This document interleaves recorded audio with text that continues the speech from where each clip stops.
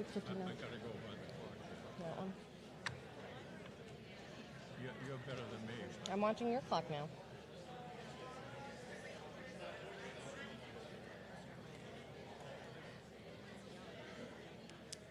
We're on Barry's clock. His clock is late.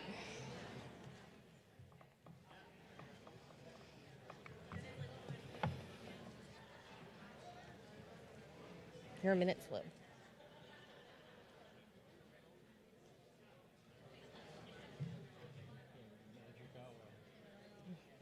My clock?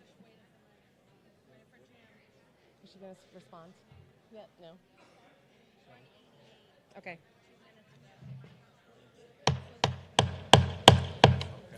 Having reached the date and hour designated in the Select Board's warrant for the May 4, 2026 Annual Town Meeting, I hereby call the meeting to order. My name is Amy Coular, and I am the Bourne Town Meeting Moderator. Mr. Town Clerk Barry Johnson, how many voters have been checked into this meeting? 188. He responds, 188 voters. I declare there is a quorum present. Mr. Town Clerk, has the annual town meeting warrant been duly posted as required by law? Yes, it has. He responded in the affirmative. Madam Stenographer, please note for the record that the Town Clerk responds that the warrant has been duly posted. At this time, please silence your cell phones and other electronic devices. And I will now ask you to please stand and remain standing until I ask you to take your seats and join me in reciting the Pledge of Allegiance.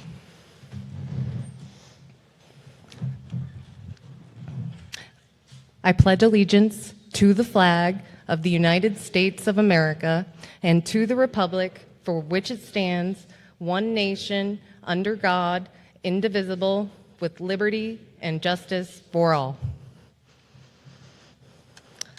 Let us offer a special moment of silence to our brave men and women who serve our nation in the military, public safety, and intelligence services at home and abroad, and also for those town employees who have passed away since last town meeting.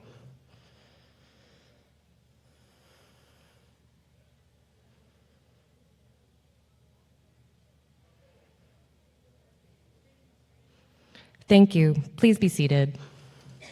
All right, so what is going to happen now is I'm going to talk for a few more minutes. I'm going to provide you with lots of information. We are going to go over some housekeeping matters and vote on two motions that move town meeting business along more smoothly. Every voter seated in the audience should have an electronic voting device, okay? But we are going to take the two votes coming up right now by voice. So that's how straightforward they are. So please bear with me and don't make me count votes during the next couple of minutes. Also, I want, as a point of information, as close to 7:30 as I can get, I'm going to call for a motion to recess the annual town meeting. We will then convene the special town meeting. After the special town meeting business is concluded, we will return to the annual town meeting. All right. Seated in front of you on the stage to my right is the Finance Committee. This is the gentleman that brings us electronic voting. You have the Town Clerk, the Assistant Town Clerk, and Town Council to my immediate left, and then to Town Council's left is the Select Board. Town employees are seated in the reserve section to the front of the auditorium to my left. All right, does everyone have a voter handbook? If you do not have a voter handbook, please raise your hand and someone will bring you one. Does every registered voter have an electronic voting device? If not, please raise your hand and a teller will bring you one. Okay, I will now take a moment to explain the electronic voting system. When you checked in, you were given a handset. That handset is for voting and it is issued to you and only you. Using a handset issued to someone else is strictly forbidden. Before each vote, I will reference the motion or amendment being decided by article number. I'll then announce the beginning of a 30-second interval during which you will vote via your handset. To vote yes, you press the green button, and to vote no, you press the red button. If you accidentally press the wrong button, you can switch your vote by pressing the correct button. If you don't want to participate in a vote, please don't push any buttons. When the 30-second voting interval is over, I will announce that voting is complete. Shortly thereafter, I will announce the results of the vote. Now we are going to do a practice vote to make sure that everyone here is comfortable with operating their handset. Okay. Please remember that green is yes and red is no. All right, the first question for this town meeting tonight is, will the Red Sox make the playoffs this season? Green for yes, red for no. You may begin voting.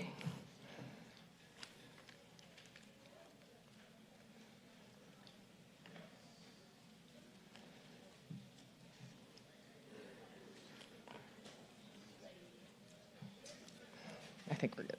Okay, voting is now closed. I declare that the Red Sox will not make the playoffs this year by a vote of the yeses have 61 and the noes have 114. Oh, it's been a rough couple of weeks. We can make it back. Okay, I am informed by the Select Board that if this town meeting does not conclude this evening, that there is their intention to move that it recess and reconvene here tomorrow evening at 7 p.m. This town meeting is governed by Robert's Rules of Order as interpreted by the book Town Meeting Time. I am not going to read all of the moderator's rules, which are detailed beginning on page 6 in your voter handbook. I will address parliamentary matters as they arise during the course of the meeting. Now, when an article is called and you intend to speak on that article, please leave your seat and come down to the front near one of the 2 microphones so that I may recognize you. Generally, you will have up to 3.5 minutes to speak. I reserve the right to change the amount of time allotted for speakers on an article if we have a lot of interest in an article, so that everyone can be heard. I will be keeping time for each speaker. Please speak only to the motion on the floor. Do not be repetitive. Please be concise and to the point. One thing that we will not tolerate at this meeting are personal attacks or other similar behavior from a speaker. You will be declared out of order, and in accordance with the Massachusetts law, you may be removed from the meeting by the Sergeant at Arms and confined until the conclusion of the session. Town meeting is being televised and videotaped for later televising on the local Comcast cable access channel. There is a stenographer keeping an official written transcript of these proceedings. As a matter of longtime custom within the town of Bourne, it is solely within the moderator's discretion to allow non-voters to address the town meeting. If anything interferes with your ability to hear, speak, or participate in the town meeting to your satisfaction, you may interrupt the meeting by calling on me and declaring a point of personal privilege, and your concern will be heard and hopefully addressed. If you need to speak from your seat, please get my attention and we will get you a portable microphone. All right, so now I'll entertain a motion at this time that this meeting dispense with the reading of the warrant and of the constable's return of service on that warrant, and that the moderator not be required to read resolutions or warrant articles verbatim, but may refer to them instead by article number and or page in the voter handbook. Do I have this motion? I have a motion from Peter Meyer. Do I have a second? I have many seconds. Thank you. All right, we are going to do this vote by voice. All those in favor of dispensing with the reading of the warrant, please indicate by saying aye. Aye. All those opposed, please say no. I declare the ayes have it. I declare it was unanimous. I am informed also by the Select Board that there is a Bourne Rule resolution. That resolution is printed in your handbook on page 127. Madam Chair of the Select Board, I'll entertain your motion to adopt the Proposition 2.5 resolution as printed in the voter handbook. So moved. Do I have a second? I have a second, Ms. Saronian. All right. We're going to do this one by voice too. All those in favor of adopting the Proposition 2.5 resolution, please signify by saying aye. All those opposed, say no. I declare the motion passes. I declare it was unanimous. All right, this last question is directed at the Finance Committee Chair and Select Board Chair. If all of the recommended articles in the annual town meeting that require raising and appropriating of funds are passed, will the town be at their maximum levy limit? Yes. They both respond in the affirmative. Okay. I am informed by the town administrator in accordance with section 1.1.9 of the town bylaws, there are articles which the Select Board and the Finance Committee have each voted are essential to the exercise of the town's corporate functions. These articles are 1, 2, 3, 4, and 5. All other articles of this annual town meeting are on by lottery. All right. Thank you for your patience in getting through my announcements. We will now move on to the articles of the annual town meeting. The first article is Article 1, which is on page 16 of the voter handbook.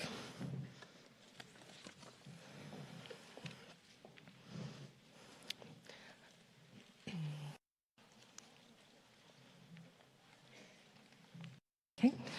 Article 1 on page 16 of your handbook requires a majority vote. Does the Select Board have a positive motion? I recognize Gina Zarovitz. You need to speak into the microphone a little better. Oh, yeah, it's on my forehead. Bring it down closer. Article 1. Motion, we move that the town vote I can't to... hear you. You need to, like this, unfortunately. Lean in. Yeah. Oh, I hear now.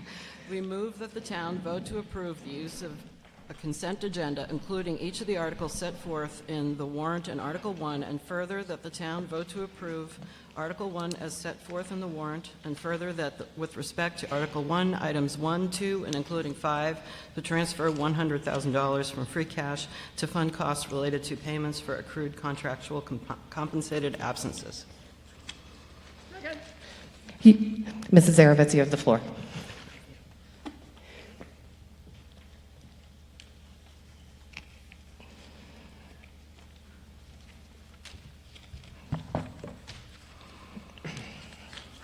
This article is brought before the town, special town, oh, that's the wrong one.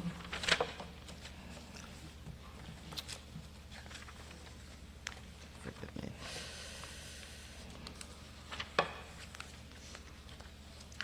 We move. Wait a minute. The items, this is consent agenda.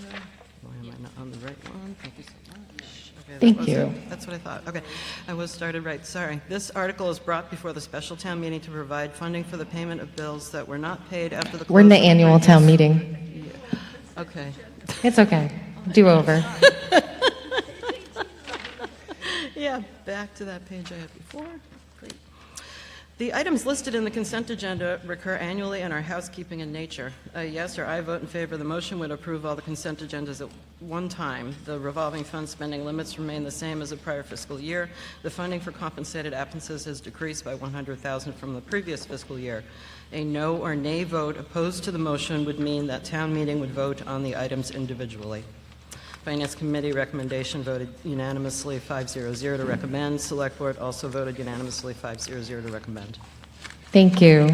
Does the committee have a positive recommendation on Article 1? We do, Madam Moderator. I recognize Amanda Bongiovanni. The Finance Committee voted unanimously 5-0-0 to recommend approval. Thank you. Is there any discussion on Article 1? Okay.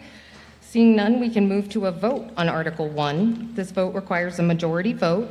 Does everyone have their handheld device? Okay. Are you ready? All right. Voting is now open. You have 30 seconds to cast your vote. Green for yes, red for no. You may begin.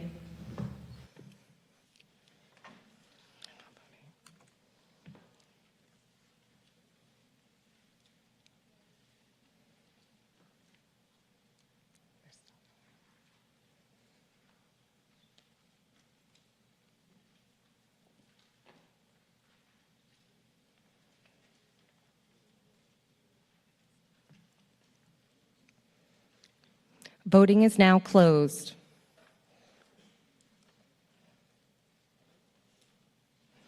I declare the motion of the Select Board as passed with 204 votes in favor and 7 opposed. We will now move to Article 2, which is on page 19 of your handbook.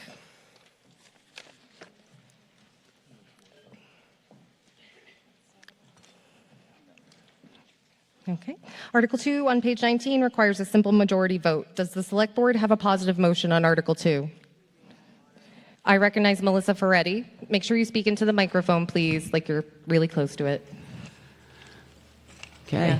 We move that the sum, wow, that's loud. We move that the sum of $84,586,115 be hereby appropriated from the funding sources listed below to defray the expenses of the municipal town departments in the chart entitled "These amounts are to be voted," as shown below for the fiscal year starting on July 1st, 2026 to and including June 30, 2027. Funding sources: raise and appropriate from FY 27 tax levy and other general revenues from the town, $81,991,940. PL 874 grant funds, $200,000. Ambulance fund, $1,600,000. Conservation Commission receipts reserved for appropriation, $40,000. Community Preservation Fund revenues for debt expenses, $91,175. Community Septic Management Program, $0. Waterway Improvement Fund, $165,000. Capital stabilization for debt expense, $492,000, total $84,586,115. These amounts are to be voted. General government, $4,025,836. Public safety, $14,916,474. Public works, $4,742,793. Health and Human Services, $1,099,060. Cultural and Recreation, $1,172,087. Bourne Public Schools, $28,265,696. Upper Cape Cod Regional Technical High School, $4,322,089. And shared costs, $20,926,580. Debt service, $5,115,500. Total, $84,586,115. Second? Okay, I have a second from Peter. Madam Chair, you have the floor. This article funds the general operating budget for fiscal year 2027.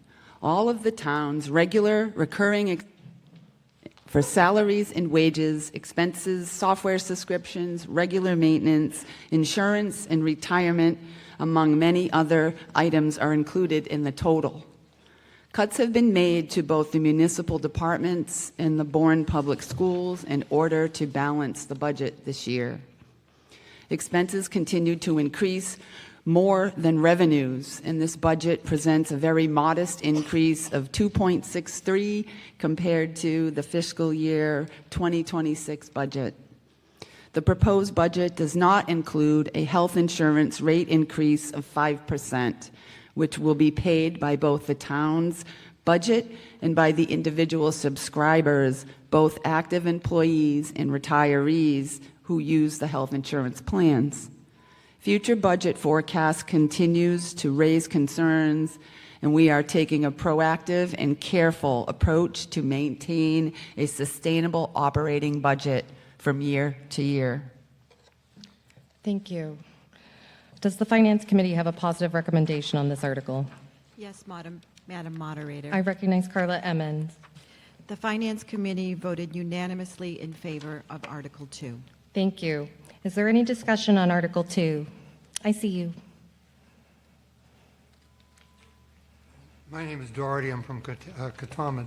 I just have a question. That the operating budget in the back of this voter handbook has your operating budget of 94 million, and this says 84 million. What's the reason for the difference? We will I'll get the divert answer. to the Is there someone? Erica. Yeah. Yes. Going Ms. to Erica. answer. Okay.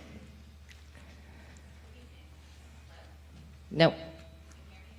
Oh. Okay. So the 84,586,115 is the general fund operating budget, and you'll see that on page 74, that's kind of 3/4 of the way down.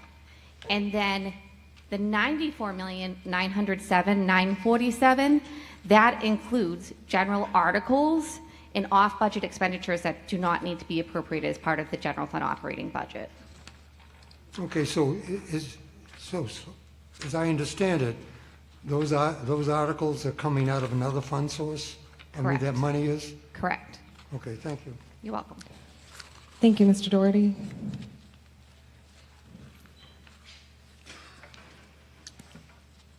Go ahead, Mr. Seaver. George Seaver, Katamet. As I understand it, you said that the 84 million represents a 2.6% increase over last year. Yes, sir. That is amazing. My part of my electric bill went up 71%. So I congratulate you. Thank you, sir. Sorry to hear that, Mr. Seaver. Would you like to? Okay. Hi there. Would you like to be heard on this article? Yes, please. Simple question, though. Can you state your name? Steve Lucas, I'm from here in Bourne. Thank you. I'm just wondering what the 5 million plus is in shared cost. I'm going to ask the town administrator is going to answer your question. She's down there. The shared cost budget for FY27 is $20,926,000, and that includes things like health insurance for town and school employees. It includes all of the property insurance for our buildings and vehicles, utilities for all of our buildings, electricity, gas, water, all of those types of services that are shared between schools and the town combined are in shared costs. Okay, thank you. I'm going to sneak in front of you here. Okay. Thank you, Mr. Lucas. Would anyone else like to be heard on Article 2? Seeing none, we can move to a vote on Article 2. This vote requires a simple majority. When I tell you, you will have 30 seconds to cast your vote. Green for yes, red for no. You may begin voting now.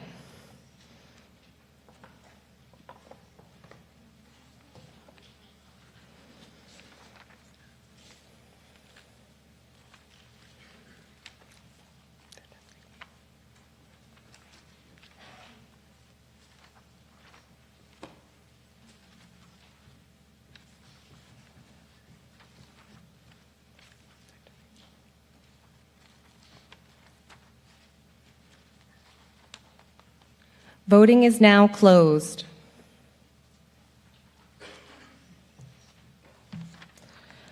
I declare the motion of the Select Board as passed with 223 votes in favor and 11 opposed.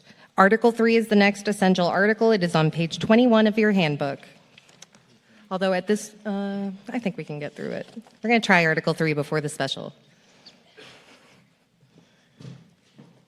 Fast. Does the Select Board have a positive motion on Article 3? We do, Madam Moderator. I recognize Anne Marie Sarunian. We move that the sum of $1,949,450 be authorized to be expended by the sewer commissioners for the operation of the sewer system for the fiscal year starting on July 1st, 2026 to and including June 30th, 2027 as follows. Salaries and wages, $250,715. Expenses, $1,597,735, and a reserve fund of $100,000. And we further move that the sum of $181,283 be transferred to the general fund to offset sewer enterprise indirect expenses. And in order to meet this appropriation, we move that the sum of $2,030,733 be raised from sewer enterprise receipts and $100,000 be transferred from sewer enterprise retained earnings. I have a second. Ms. Sarunian, you have the floor. A yes or I vote in favor of the motion would approve the sewer enterprise operating budget for fiscal year 2027 from July 1st, 2026 through June 30th, 2027. Some of the highlights of this budget, indirect costs, as the town administrator stated earlier, the finance staff, the audit, the IT, those are things that are indirect costs, town engineering, legal services, etc. And then one of the increases is in the capital line item budget. As you know, we send flow to Wareham. We have an intermunicipal agreement with Wareham, and they are doing a major capital project with their wastewater treatment facility. So that is, so to speak, hitting the books. The town of Bourne is responsible for 17.91% of those capital costs. The total cost of their project is approximately $36 million, a little over, and some change, $450,000, I think. They're splitting it up, so what's hitting the books is $16 million. So for us, that's over a $2 million capital cost over the course of 20 years. One of the things we are entitled to through the Cape and Islands Water Protection Fund is a subsidy. So the total subsidy over that period of time for the $16 million is 25%. Of our $2 million share. So it equates to a little over $715,000. So in the next if you amateurize that amount, it roughly $35,000 which will go towards those capital costs. So that's a big increase that's hitting the SOAR Enterprise Fund. Thank you. The Select Board voted 500. Thank you. Approve this Thank you, Ms. article. Sarunian. Sorry to interrupt you. All right, does the Finance Committee have a positive motion on this article? We do, Madam Moderator. I recognize Wayne Sampson. The Finance Committee voted unanimously 500 to recommend approval. Thank you. All right, is there any discussion on Article 3? Seeing none, we can move to a vote on Article 3. All right, when I tell you, you will have 30 seconds to cast your vote. Green for yes, red for no. You may begin voting now.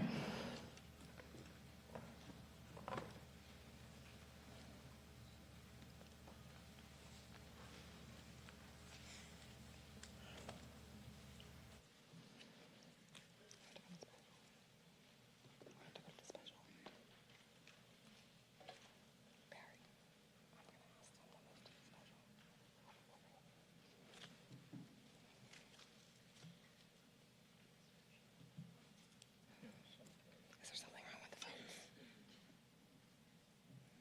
to redo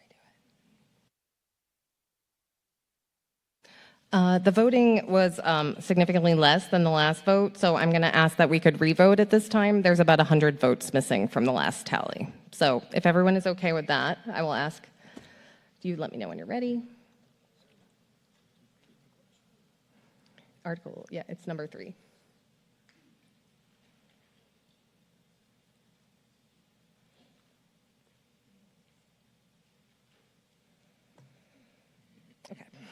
Okay, sorry. Sometimes the electronic system, whatever, has a problem. And we had over 200 people voting last time, and we had only 120 votes counted this time. So I would like to revote, and I appreciate all of your patience. Okay, so at this time, I'm going to ask you to vote on Article 3.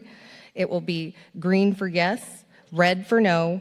You may begin voting now.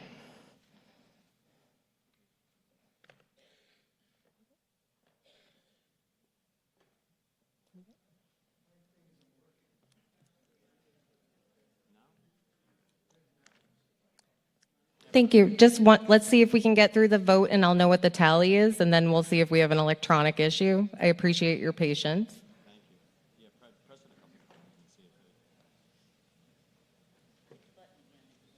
If you feel like your button's not working, please press it again on your vote.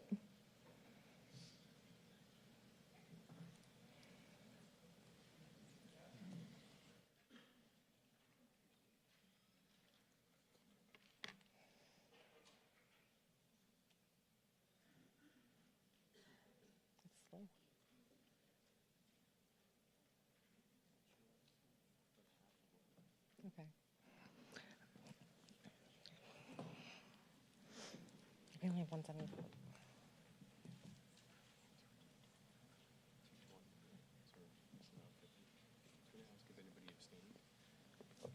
I can. We have about, I want to say around 40 votes still missing. Are people abstaining? Is everyone voting? Everyone's voting. Okay. We all set? All right. Okay. While we have this issue, I'm happy to go to a voice vote if everyone is okay with that. You can close this one. All right. We're going to move to a voice vote on Article 3 because I'm a little concerned about the electronic clickers for this vote. So thank you for your patience. If you are in favor of Article 3, you may indicate by saying aye. All those opposed? Okay, I declare the ayes have it. I declare it was unanimous. Okay. All right, at this time, we've reached the time to move to the special town meeting. I would entertain a motion to leave this meeting and open the special town meeting. I have a motion from on the stage from Peter Meyer. Thank you. And a second? Second from the floor. Thank you. All right. I do have to talk again. I'm sorry, everyone. Here we go.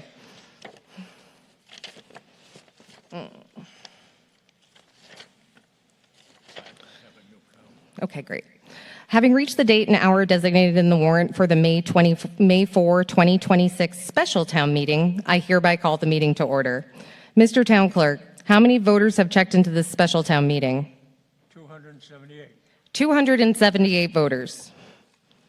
I declare there is a quorum present. Mr. Town Clerk, has the special town meeting warrant been duly signed and posted as required by law? Yes, it has. He has responded in the affirmative. Again, please make sure your cell phones are still silent. Please make sure that you have a voter handbook. If not, please raise your hand and the tellers will bring you one.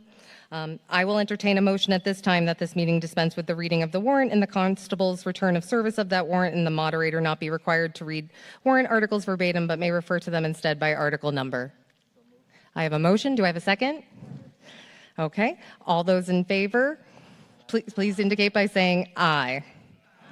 All those opposed, please say no. I declare it was unanimous. So we will now move to Article 1 of the special town meeting. Article 1 of the special town meeting is on page 11 of your handbook and requires a 9/10 majority vote.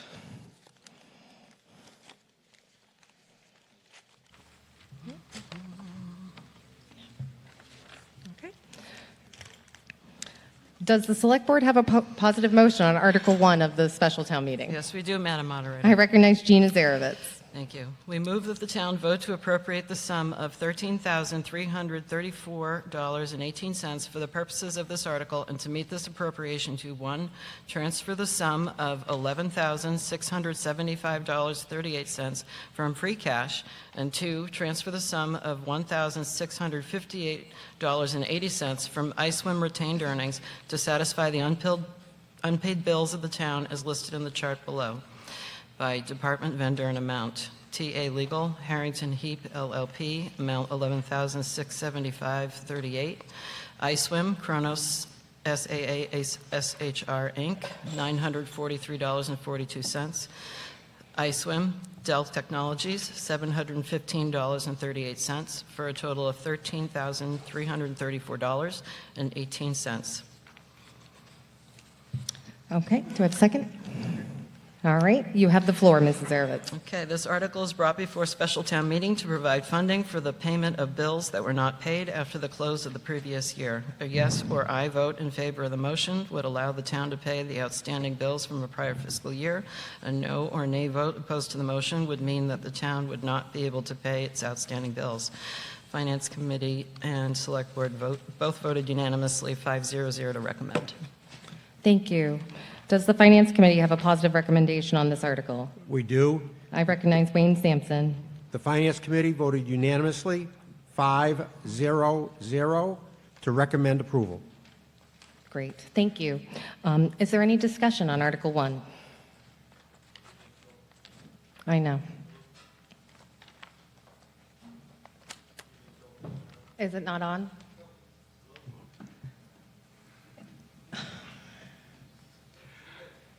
Hello. Yes. Good evening, Phil Goddard, Monument Beach. I heard a motion and a second to enter special town meeting, but I don't think you took a vote. Do you need to thank take you. a vote on that? Brian?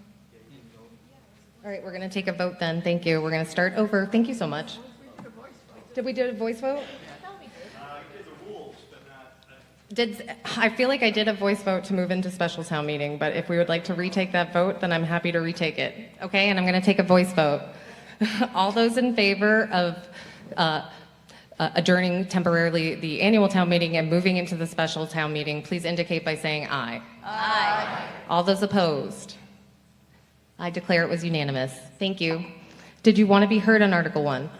Oh, you did not. Does anyone want to be heard on Article 1? Seeing none, we can move to a vote on Article 1. This vote requires a 9/10 supermajority. I'm hoping that the handheld devices are going to work for this one, so please bear with me. When I tell you, are you ready? Is it open? Open it. Okay. All right. When I tell you, you may begin voting. Green for yes, red for no. You may begin voting now.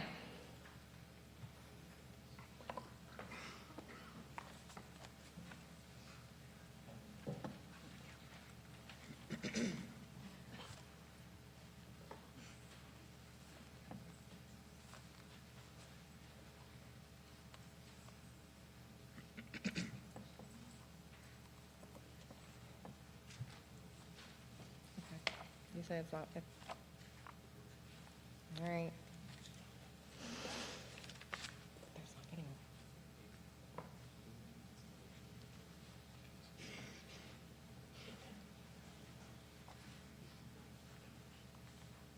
Okay. We're still missing about 100 votes, so I would just ask that everyone will hold their handheld device, and when you press a button, does it say okay?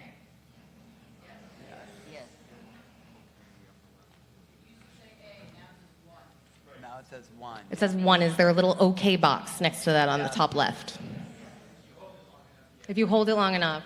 All right. So I'm going to give extra time for voting. I want to try one more time on this article, or else we are going to move to voice votes or standing votes, whatever we need to get through this town meeting, everyone, okay?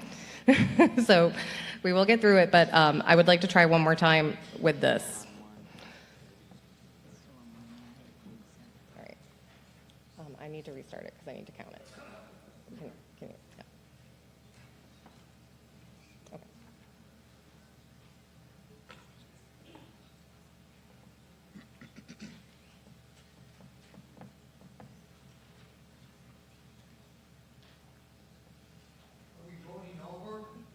We haven't voted yet on Article 1. I'm trying to make sure that the electronic devices work. I appreciate everyone's patience. Absolutely. I know that this is frustrating, so thank you so much. Open it. Okay, you may begin voting now.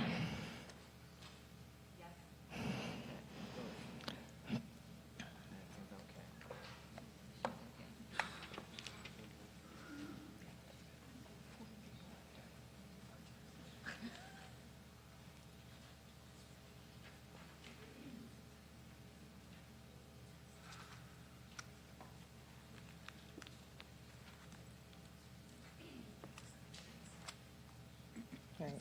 Voting is now closed. That was 30 seconds.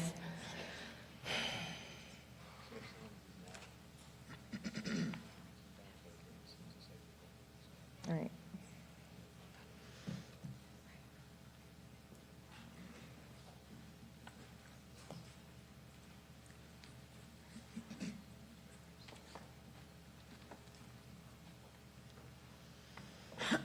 All right, we're still missing about 100 votes with the electronic votes, so I'm very sorry, but we are going to move to a voice vote on this article. Okay. Article 1 requires a 9/10 supermajority. We are going to try this by voice first, okay, everyone? If you are in favor of Article 1, you will indicate by saying aye. All those in favor, please say aye. Aye. All those opposed? I declare the ayes have it. I declare it was unanimous. Article 2 on page 12 of your handbook requires a simple majority vote.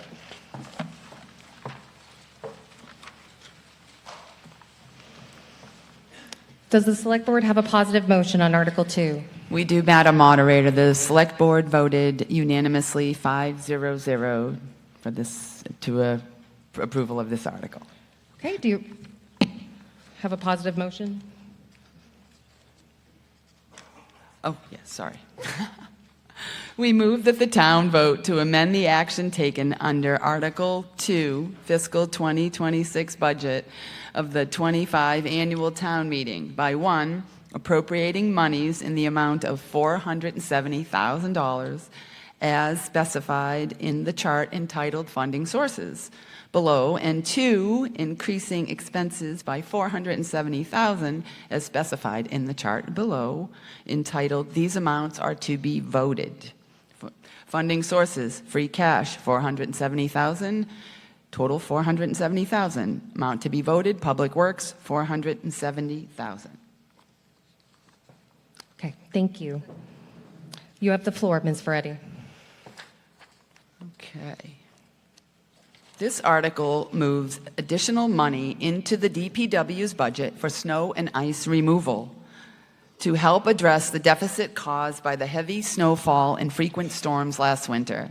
The total costs incurred for snow and ice removal this year total $901,527.74.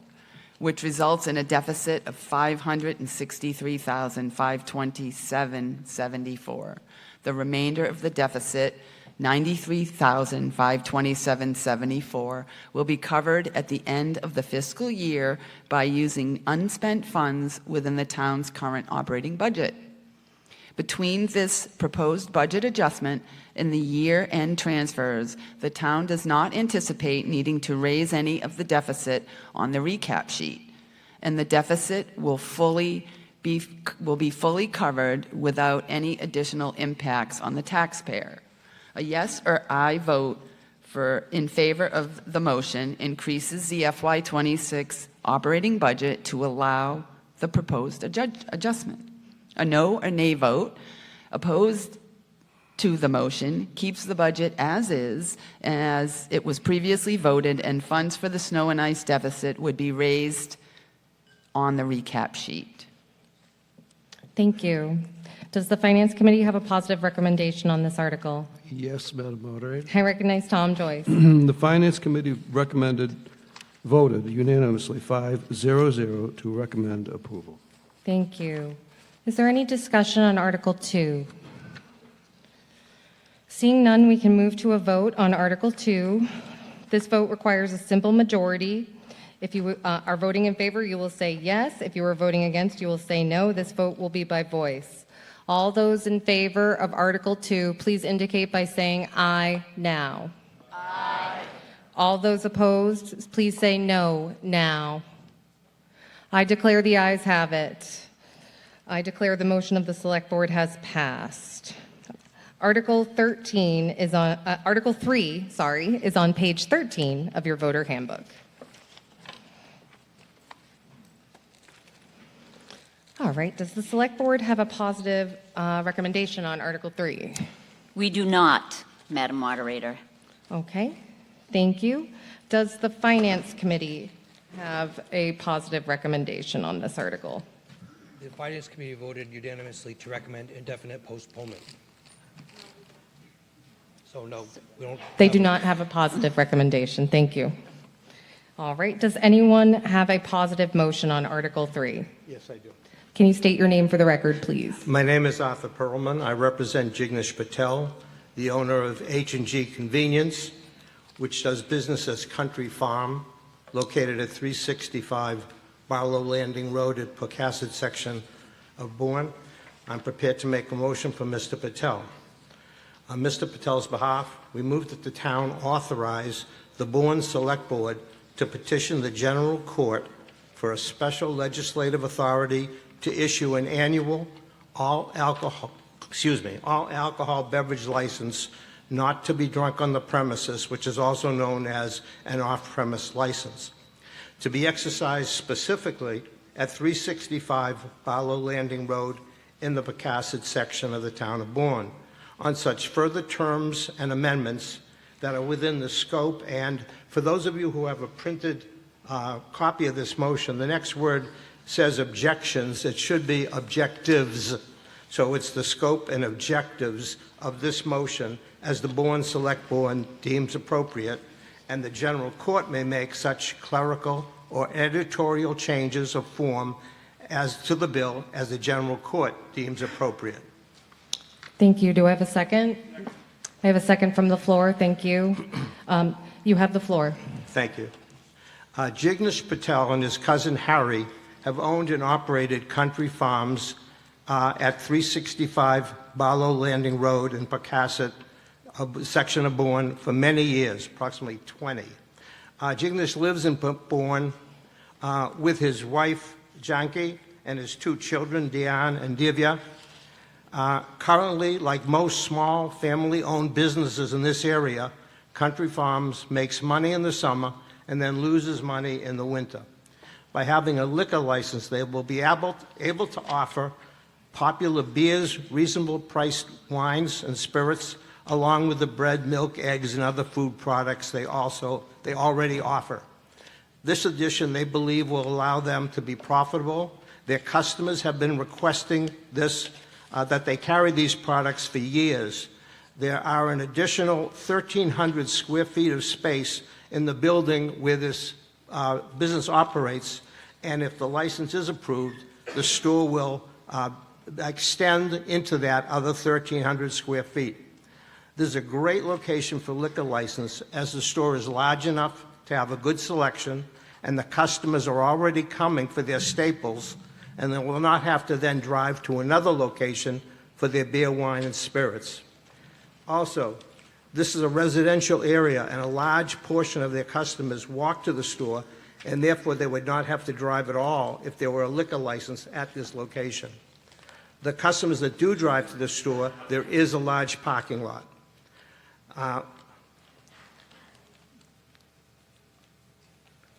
There are currently no liquor licenses available in the town of Bourne, and so they're not able to grant a license to Country Farm. Country Farm learned that there's a way that they could obtain a license by coming before you. This motion would allow the town of Bourne to request permission to issue a new license, and that would be restricted to this address only, and it couldn't be used anywhere else in Bourne. Country Farm is asking you for the opportunity to help small family-owned business provide what its customers have been requesting and what is also good for their business. Thank you. Thank you. Is there any discussion on Article 3? I see you. Come down. I see you. Thank you. Jim Linsky, Pocasset. Simple question. Does Mr. Patel have any other ownership or financial interest in other businesses in the town of Bourne? No. Thank you. All right. Is there anyone else who would like to be heard on this article? Come on. Take your time. Are you all right? Okay.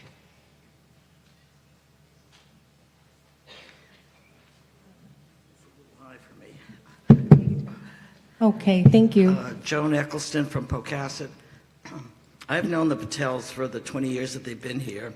They're quite popular and beloved because they're of the kind of people that they are. And there's three things that I think are important for you to be aware of. The first is how hard they are as workers. They keep this store open from 6 in the morning until 8:30 or 9 at night, every day, 7 days a week, except for a rare holiday where they might shut down for a few hours.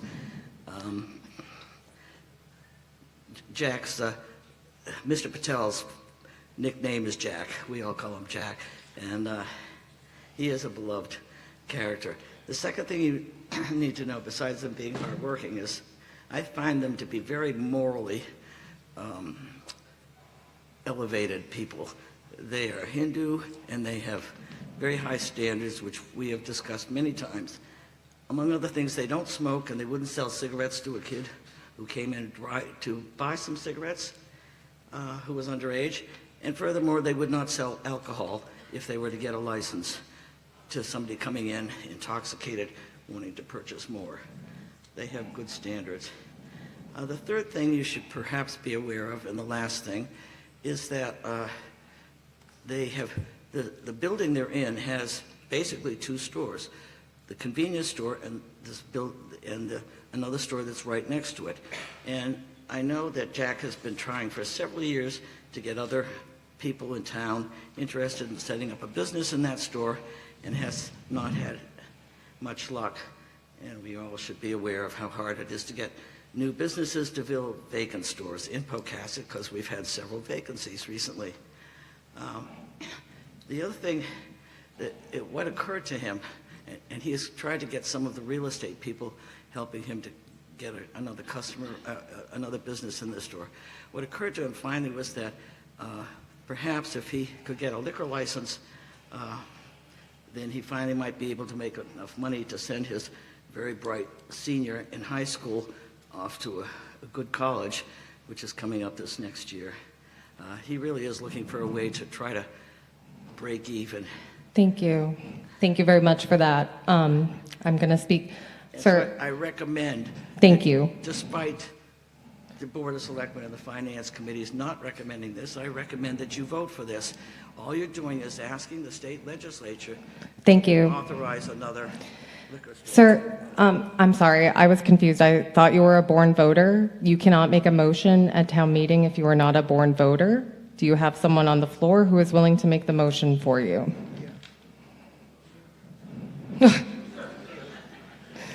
You're going to have to read it again.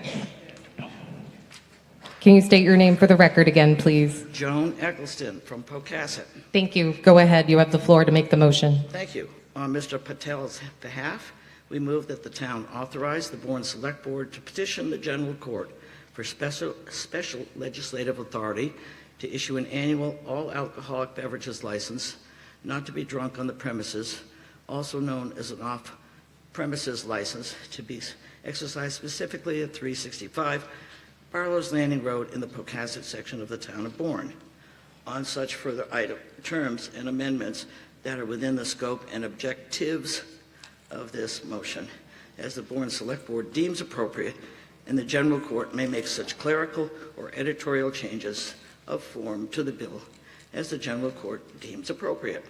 Thank you. Do I have a second from the floor? I hear several. Thank you. All right, thank you. Here you go. Would anyone else like to be heard now on Article 3? Yes, sir. Hi, my name is Ron Everett. The only concern that I have about this is the nips. Nips generally become a trash problem, and I don't know if Mr. Patel has any thoughts about addressing that and keeping the neighborhood clean. That's not the type of store he's going to be. It's not going to be a liquor store. It's going to be continue to be a convenience store, which will be selling beer, wine, and spirits, but not nips. Okay, well, it says all alcohol. To me, that means nips. No, all alcohol means that it not only includes beer and wine, but it also includes spirits. That's what all alcohol means. Okay, well, that's my concern, nips. Thank you. Would anyone else like to be heard on Article 3? Hearing and seeing none, we can move to a vote on Article 3. I am going to attempt a voice vote again on this article. We need a simple majority. When I say if you're in favor of this article, you'll say yes to approve it or no if you're against it. All right, so all those in favor of Article 3, please indicate by saying aye. Aye. Okay, all those opposed to Article 3, please indicate by saying no. It's close. I think we're going to do a standing vote then. If I cannot determine, it sounded very close to me. All right, so tellers, are you ready for a standing vote? I mean, we have to.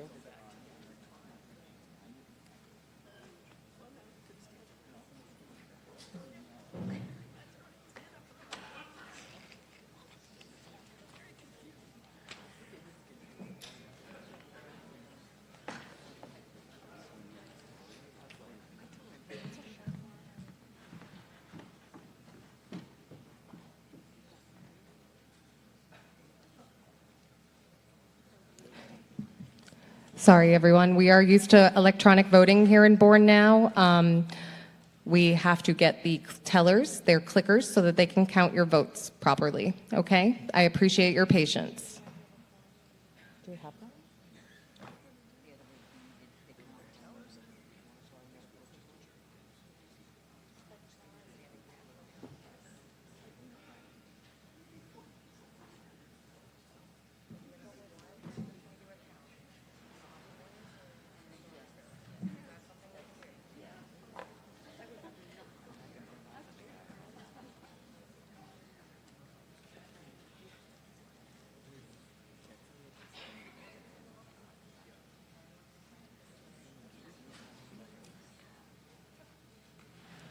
Nobody really does want to proceed without electronic voting, so what we're going to do is I'm going to ask the tellers to count all the voters in the auditorium, and then we are going to try Article 3 using the electronic voting devices to see if it's back to normal. But it has not been capturing approximately a third of the votes. I see your hand. Do you mind coming down?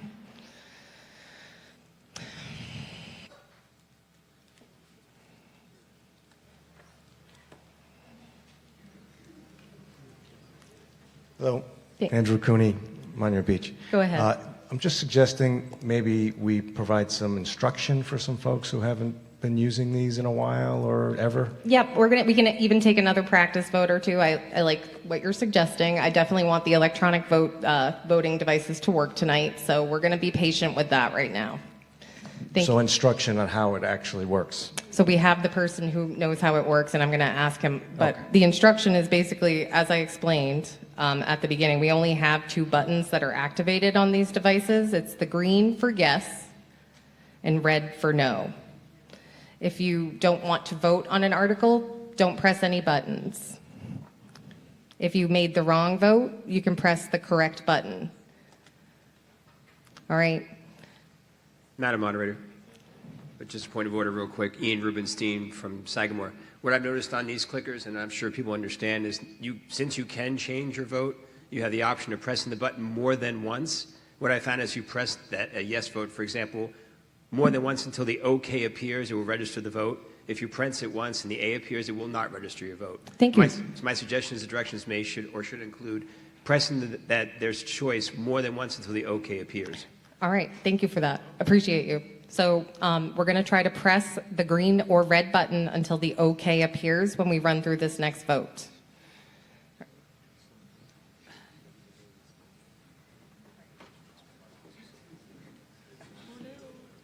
All right. Okay, so what I'm going to ask then everyone at this meeting is if we can attempt Article 3 first by electronic vote, and then we hopefully will be able to resolve this. We're going to count the voters. All right, I'm going to ask first these 2 tellers to count every registered voter in the auditorium so I know how many votes that we have up, and then we are going to try an electronic vote. Thank you for your patience. Go ahead.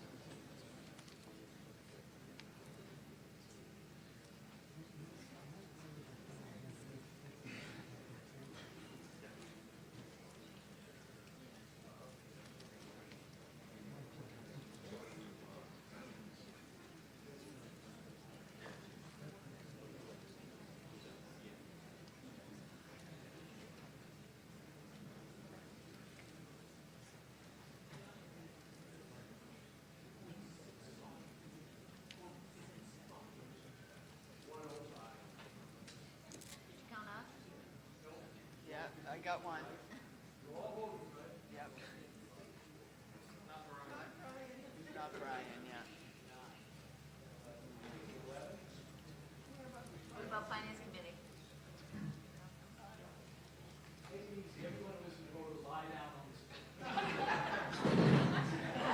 I could use a nap at this point. Nice.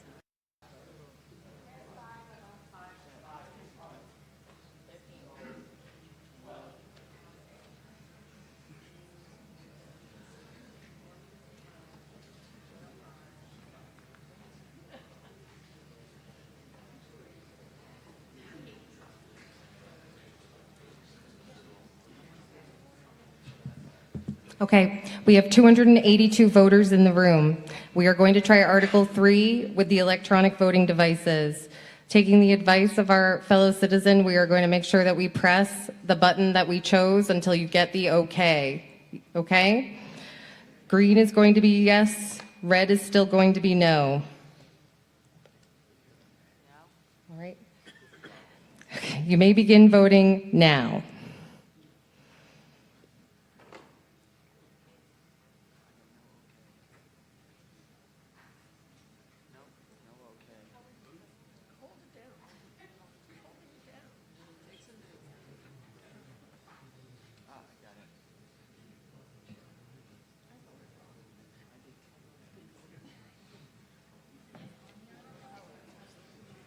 It's on the article, but I don't.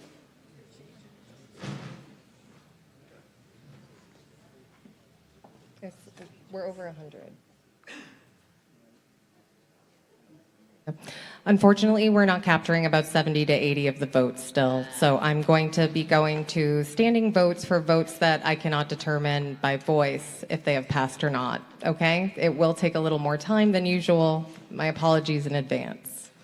So clickers, yeah, we are going to distribute clickers now to the tellers, so please bear with me again. Then we will be going to a voice vote on the article. Madam Moderator, Yes, Mr. York. I intentionally abstained on that vote because that was my choice. Okay. Could you poll the audience and see how many people intentionally abstained on that vote? How many people intentionally abstained on Article 3? Unfortunately, that does not make up the difference. Thank you, though, Mr. York. Appreciate it. It was nice. Is anyone not getting an okay on their device? 1, 2, 3, 4. That's not enough. We're about 70 short, so that's not enough, unfortunately. It's okay.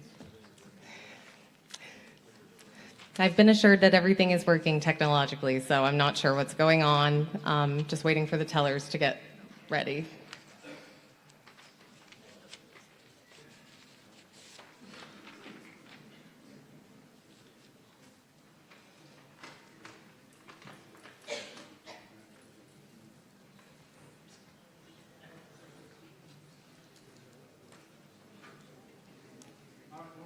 All right, my tellers are in position.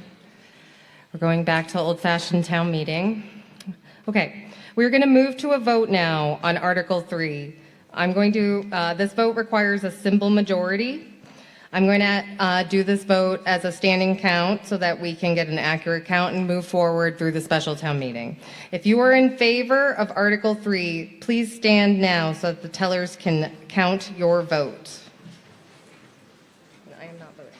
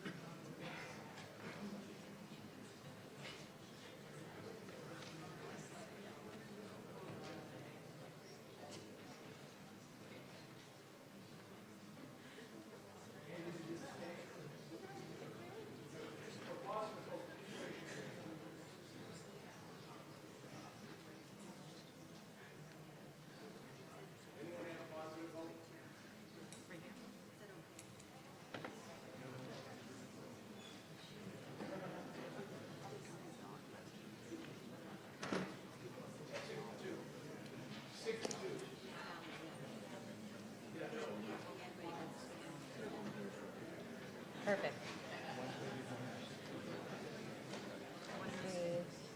And we have 280. That's the majority. So I can move forward. Shall I take the nays? Okay, we have the affirmative. If you voted yes, you may be seated, and if you are voting no, you may stand.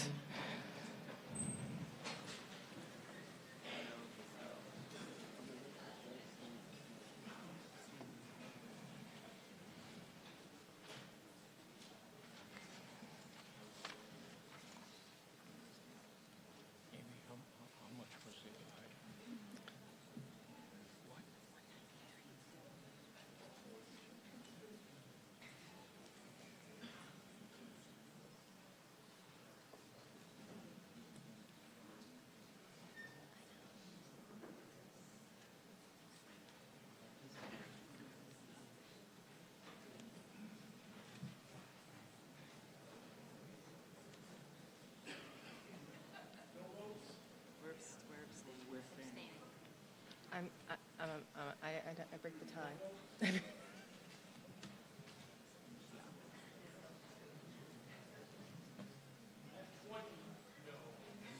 Thank you. He's coming.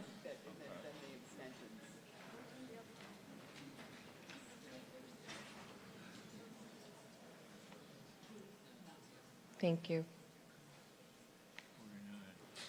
Okay. Thank you very much. I have a result of this vote. All right. I declare that Article 3 has passed with 193 votes in favor and 49 opposed. Thank you for your patience with that article. At this time, we have concluded all of the articles in the special town meeting, so I will entertain a motion to dissolve the special town meeting. I have a motion from the floor. Do I have a second? I have a second from the floor. Thank you. We will move to a voice vote. All those in favor of dissolving the special town meeting, please indicate by saying aye. Aye. All right. We will now, I declare the motion to dissolve the special town meeting, or are there any opposed? I declare the motion to dissolve the special town meeting has passed unanimously and special town meeting is concluded. We will now return to the annual town meeting and Article 4, which is on page 22 of your handbook.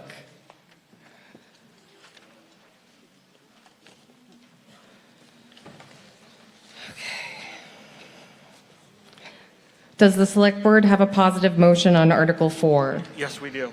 I recognize Peter Meyer. We moved the sum of $15,380,924 to be authorized to be expended for the operation of the Integrated Solid Waste Management Department for the fiscal year starting on July 1st, 2026 to and including June 30th, 2027 as follows. Salary and wages, $2,679,399. Expenses, $11,071,525. Reserve fund, $600,000. Host community fee, $1,030. And we further moved that the sum of $2,784,942 be transferred to the general fund to offset Integrated Solid Waste Management Enterprise indirect expenses. And in order to meet this appropriation, we moved that the sum of $18,165,866 be raised from the Integrated Solid Waste Management Enterprise receipts. Mr. Meyer, you have the floor. Yes, thank you. Fiscally FY25 was a good year for Ice Swim. Approximately $19.1 million in gross revenue, approximately $13.5 million in expenses. Relatively dry weather, other than the storm we had, accompanied by constant attention to landfill drainage, kept wastewater expenses lower than expected. Rate adjustments, particularly in the construction and demolition transfer operations, kept pace with processor tip fees, keeping Bourne ahead of revenue versus expenses. The required annual contribution to the landfill closure post-closure accounts made in March of 2026 resulted in these accounts being fully funded, well ahead of schedule, and will reduce future contributions. Financially, Integrated Solid Waste Management is stable. with waste contracts in place in a favorable market position. 2 years ago, the town initiated a program to revitalize and update an already successful safety program. This program is designed to provide a safer work environment for our employees and for our customers. To date, we have seen increased engagement and participation of our employees. This program has gone a long way to improve safety awareness and is a testament to all folks involved. Those of you in the audience who have visited the ISWAM facility recently have noticed major changes in traffic direction, facility locations, and overall operational footprint. These are all part of an expansion plan that ISWAM initiated over 15 years ago, including land permitting, financial forecasting, and overall operational direction. These changes and their future outcomes will be outlined later this evening when Article 11 is called. Chairman of the ISWAM Office and Management Garage Building Committee and the ISWAM Operation Manager, Asa Mintz, will give an update on the site development. Thank you. Oh, hang on. Oh, keep going. A yes or I vote in favor of the motion would approve the ISWAM Enterprise Operation Budget for fiscal year 2027 from July 1, 2026 through June 30th, 2027. A no or nay vote opposed to the motion would mean that there will be no approved ISWAM Enterprise Operating Budget for fiscal year 2027. The Select Board voted unanimously 5-0-0 to recommend this article. Thank you. Does the Finance Committee have a positive recommendation on this article? Yes, Madam I Moderator. recognize Tom Joyce. The Finance Committee voted unanimously 5-0-0 to recommend approval. Thank you. Is there any discussion on Article 4? Seeing none, I'm going to move to a voice vote on Article 4. This vote requires a simple majority. If you are in favor of Article 4, you may indicate by saying aye now. Aye. All those opposed, please indicate by saying no now. I declare the ayes have it. I declare it was unanimous. I declare the motion of the Select Board has passed. Article 5 is the last article. It is on page 23 of your handbook.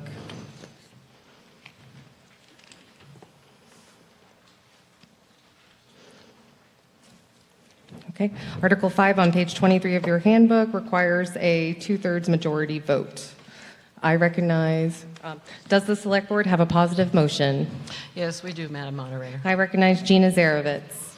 Thank you. We move that the town vote to appropriate $2,961,350 to pay costs of the capital outlay projects listed in the schedule printed below, and to meet this appropriation, we move to 1, transfer the sum of $1,345,000 from free cash.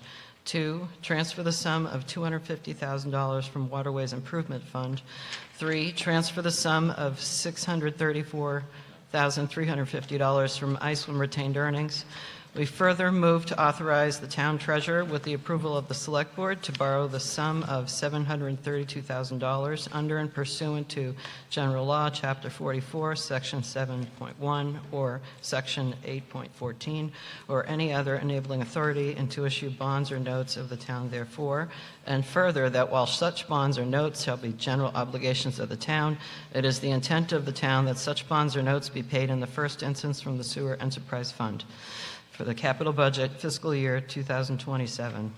Department, category, purpose, amount, and source listed and follows.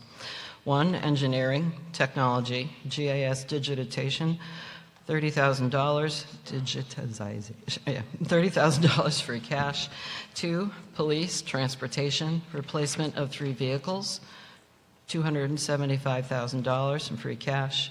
3, police, technology, record management system, $163,000 from free cash. 4, fire, equipment, replace structural PPE, $275,000 from free cash. 5, fire, transportation, replace car 4, $85,000 free cash. 6, shore and harbor, infrastructure, annual dredging, ramps and repairs, $250,000, waterways. 7, DPW, planning, design shore road bridge over Pecasset River, $297,000 free cash. 8, schools, equipment, safety, and security upgrade, $150,000 free cash. 9, schools, infrastructure, window security, $70,000 free cash. 10, sewer infrastructure, SCADA upgrades, $732,000 enterprise borrowing. 11, ice swim equipment loader, $350,000 enterprise retained earnings. You know, yeah, as we begin this year, the Select Board faced difficult budget challenges during the shortfalls and changes. These required careful collaboration and tough decisions. I want to thank Marlene for her leadership, our department heads for their thoughtful management, and our town staff for continuing to meet high demands with professionalism during these challenging times. I'm also grateful to the Finance Committee, Capital Outlay, School Committee, and all volunteers who have dedicated long hours to reviewing the numbers and making more difficult choices. Because of the collective effort, Bourne has been able to meet its obligations. We thank you all for your commitment to the town. A yes or aye vote in favor of the motion would approve the capital budget recommended by the Capital Outlay Committee for fiscal year 2027. A no or nay vote opposed to the motion would mean that the capital budget recommended by the Capital Outlay Committee would not be funded, and these projects would not be addressed in FY 2027. The Select Board voted unanimously 5-0 to recommend approval. Thank you. Does the Finance Committee have a positive recommendation on this article? We do. I recognize Wayne Sampson. The Finance Committee voted unanimously 5-0 to recommend approval. Thank you. Is there any discussion on Article 5? Seeing none, we can move to a voice vote on Article 5. This vote does require a 2/3 majority, so if I can't decide who wins, we will move to a standing count. All right? If you are in favor of the motion to approve the capital budget, please indicate by saying aye. Aye. All those opposed, please indicate by saying no. I declare the ayes have it. I declare it was unanimous. I declare the motion of the Select Board has passed. Article 5 is the last essential article of this annual town meeting. We will now draw articles through the lottery system.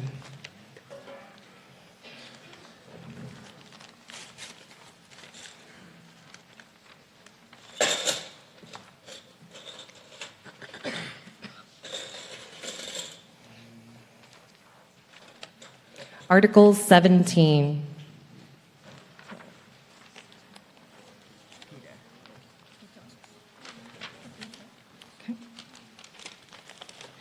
Article 17 is on page 40 of your handbook. It requires a simple majority vote. Does the Select Board have a positive motion on Article 17? Yes, we do, Madam Moderator. Thank you. I recognize Peter Meyer. Yes, we moved that the town vote upon recommendation of the Community Preservation Committee to reserve and authorize the expenditure from the Community Preservation Fund available funds reserved for community housing in the amount of $100,000 to the Housing Assistance Corporation for the purpose of renovating the building located at 460 West Main Street in Hyannis to serve as an emergency shelter upon the conditions set forth and incorporated in the application for the Housing Assistance Corporation. Upon the execution of a grant agreement with the applicant and under such terms and conditions as the Community Preservation Committee determines to be in the town's best interest, including at minimum the following conditions. If not the applicant, the fee owner of the site shall also execute the grant agreement and comply with its conditions, including recording of a permanent restriction for community housing. Shelter shall be administered in a non-discriminatory manner. Applicant shall show full funding commitment before disbursement of funds, and grant agreement shall expire if funding is not achieved within 2 years or another time that the Community Preservation Committee shall decide. Grant shall expire if construction is not completed within 3 years or another time as the Community Preservation may decide. Is there a set? Okay. Hang on 1 second.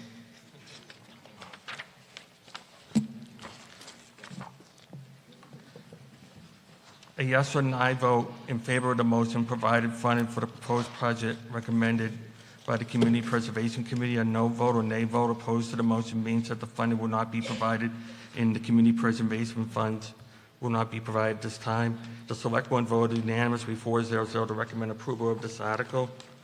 I have, for comments, pages upon pages, but I'm going to defer. Is there a representative from HAC here that wants to speak on this article?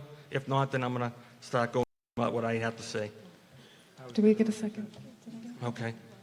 If you want to present, then I will delay my comments. Sure.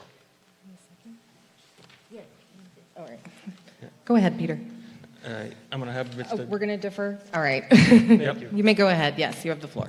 Thank you, John Duggan. I wanted to talk just a little bit about this application. The need for emergency housing and assistance for the homeless is great. Many are frail seniors. It is fiscally impossible for each town to provide the services that are needed. So this regional approach makes the most sense financially and for providing the best services. From 2025 to 2026, 402 Bourne residents received assistance from the Housing Assistance Corp. That includes emergency overnight bed, rental assistance, financial workshops, funding to prevent homelessness. There are a number of other towns in our county that have already voted to contribute, including Chatham, Truro, Brewster, Sandwich, Dennis. Sandwich and Dennis and Provincetown are pending for this fall. So I would say strongly this is the best approach for providing these services for the homeless.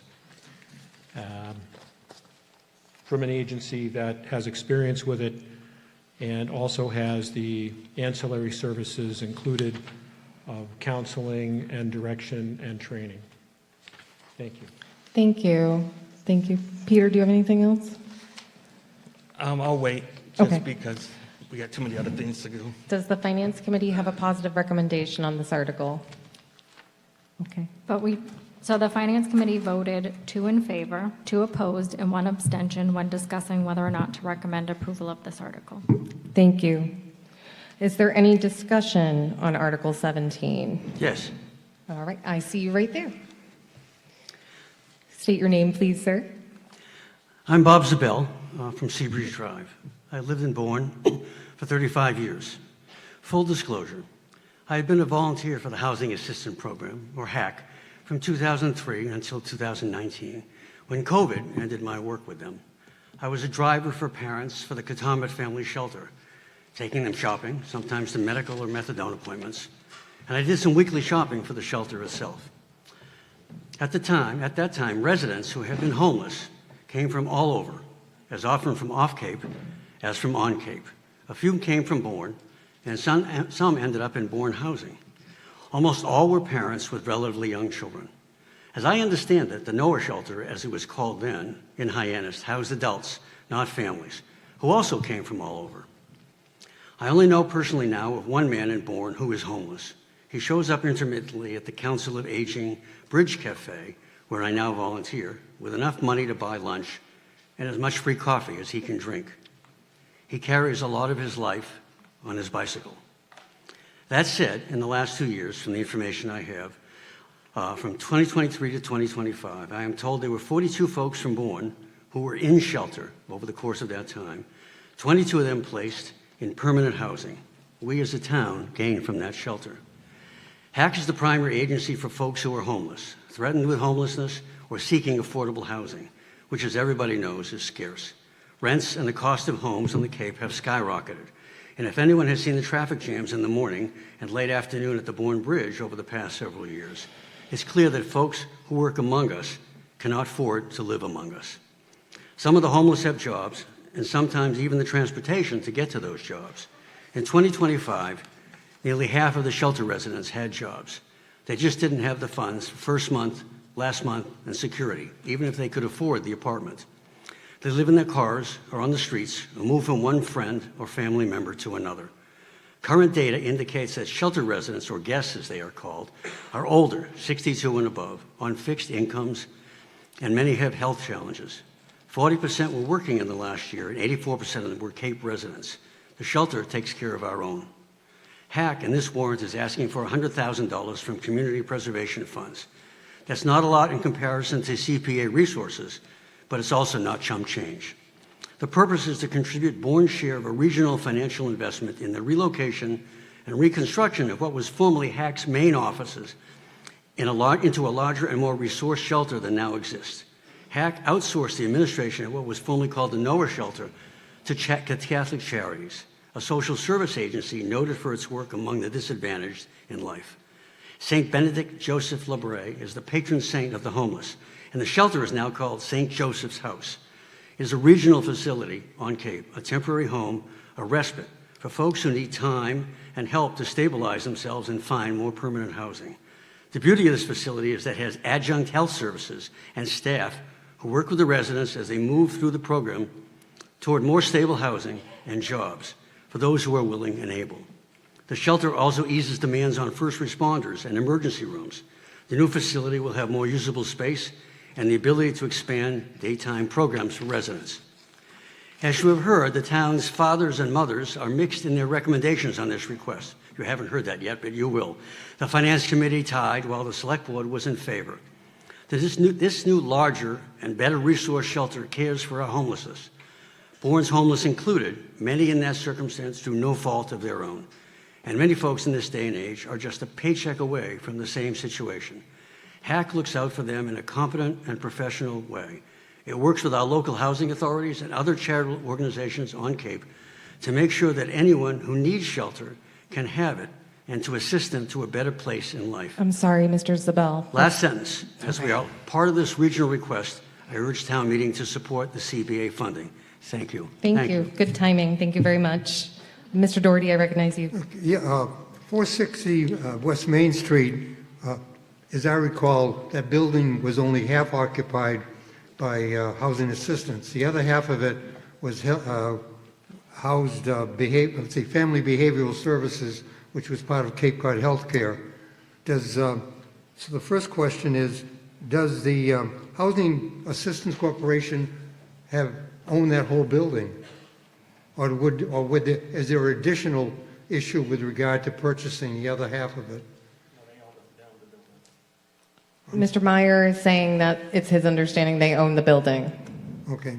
And the second part is that it is a worthy thing to take care of the homeless. In many cases, the homeless population is working and is employed. However, this is money that's coming out of Bourne taxpayers. What type of preference, if any, is being considered for Bourne residents with regard to the use of this shelter? And will there be any, what I would call accountability with regard to that issue? Are you prepared to answer these questions, Peter? Peter is looking to defer to someone from Housing Assistance Corporation. No? Oh, yeah. Can you state your name for the record, please, to answer that question? Thank you so much. Sue Ross, Pocasset. Housing Assistance Corporation has appeared before the Bourne Housing Partnership and the Bourne Housing Trust. We voted unanimously to support this. Housing Assistance Corporation does own the building. At this present time, they're doing it over. They have a medical facility that I don't remember the name of the corporation. It wasn't Cape Cod Healthcare, I don't believe, that is going to be there also. So when the people are in there, they also will have health services to help them out. Most of the people are seniors. They need some health services. The old building they had was 3 floors. They couldn't get up and down the 3 floors easily. This is something that as Bourne Housing Partnership we've had to deal with.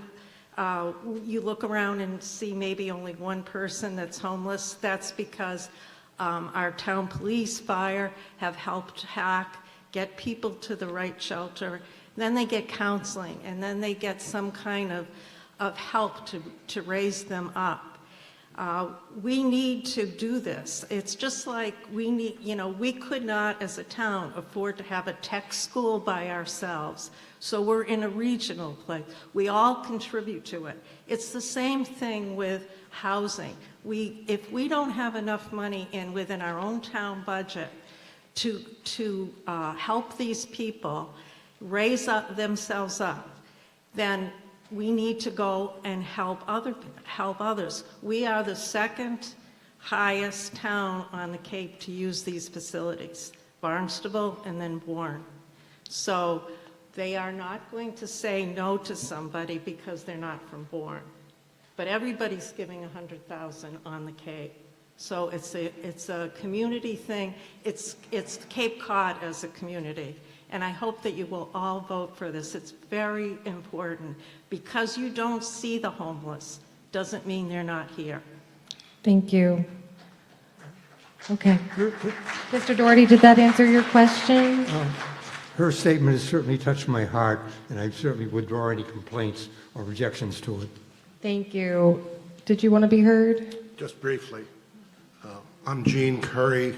I live in Gray Gables, and in the interest of disclosure, I'm an attorney, and I represented Housing Assistance Corporation in the acquisition of 460 Main Street. The building is actually owned by a nonprofit called Asclepius Corporation, and Asclepius Corporation was owned by South Coast Legal Services, Cape Cod Healthcare, and Housing Assistance. Housing Assistance has purchased the ownership interests of South Coast Legal Services and Cape Cod Healthcare. So in essence, Housing Assistance has site control of the building, to address Mr. Doherty's question. And as Ms. Ross specified, there have been a significant number of Bourne residents who have participated in the various programs. And in particular, I checked today, and in terms of residents at the St. Joseph's facility, which is the current facility in a building that's really not adequate for the purposes, in the last 5 years, there have been 57 Bourne residents who have spent time in that shelter. So we will be making a contribution, but we have been benefiting from this program, and I would urge us to spend the money to support this very worthwhile project. Thank you. Please state your name. Thank you. Christine Powers. And I'd like to know, did you clarify, can you clarify, did you say people are opposed to this contributing in the town? I think that the Finance Committee did not have a positive recommendation. They only, at town meeting, will tell us what their vote was. I don't know if they want to offer any. Okay, one moment. So the Finance Committee was not in favor, I believe, or go ahead, Mr. Sampson. Good evening, town meeting members. My name is Wayne, and I'm on the Finance Committee. We voted 2 in favor, 2 opposed, and 1 abstained. This is much more complicated than it has been presented to you so far. First of all, I want to recognize Mr. Duggan, a highly respected member of our community who was going to present this article as a town resident, okay? Second, I want to be very clear. The entire Finance Committee is in favor of emergency housing, a shelter status. However, we have been given false, wrong, and misleading information over the past 2 months regarding how this program is developed and how it's supposed to work. As an example, tonight, just tonight, there were numbers being thrown around that we were not given before. Somebody mentioned tonight that there are currently 422, I think, approximately, Bourne residents in that facility. Somebody said a number tonight, okay? John, can you explain it? Okay, thank you, audience. Yes, go ahead, Mr. Dugan. Please, audience, I hear your rumbling, and we're going to have clarity. Now, I stated that they had a record of servicing over for 402 Bourne residents in the last 12 months. Okay, perfect. Our information that we were given at 2 public meetings was that there were 58 Bourne residents, and I believe the last speaker, who was the attorney, said 57. We were told that 58 Bourne residents received services. Our question was, that was over a 4-year period. Okay, how many per year Bourne residents? Because when they told us that we were the second highest in the county, that doesn't resonate with the information that we have, okay? We know of other communities that have a lot of services and people that might need these services. So we wanted clarification on this. We asked twice for clarification, and they did not give it to us. All right? A couple of other things. I believe that this number of approximately 400, I believe that I read that this morning, that was the total number of people that they had served, which makes a lot of sense. A couple of other things that are important to recognize is currently there are in a facility with 20 beds, 365 nights a year. That's 7,300 beds. If we've only had 58 over the last 4 years, that's approximately 15 a year. Now, during the second meeting, they explained to us that many of these residents might stay more than one night, and that increases the number of beds used by our residents. But they haven't given us what those total numbers are. We believe that our responsibility as a Finance Committee member is to ask those questions on your behalf. We want transparency here. We don't object to the project. We support the project. But we need accurate information so that we can give that to you so that you know that we're basing our opinion on something legitimate. $100,000 is a lot of money. I know that we have other projects being proposed here in town, and we have to weigh and balance those out. So Thank you. we believe, if I can just, we believe that we haven't been given enough information yet. We think that right now is not the time to vote this article. Maybe bring it back in the fall. And for the record, there are conflicting legal opinions whether or not this funding is appropriate. And I can tell you that Sandwich in Orleans have withdrawn their, because of legal opinions, they have withdrawn this article. The town of, I think it's Truro, I'd have to look, they only gave 40,000 instead of the full 100,000. So could be based on the number of people that they service. Thank you. Does that answer your question?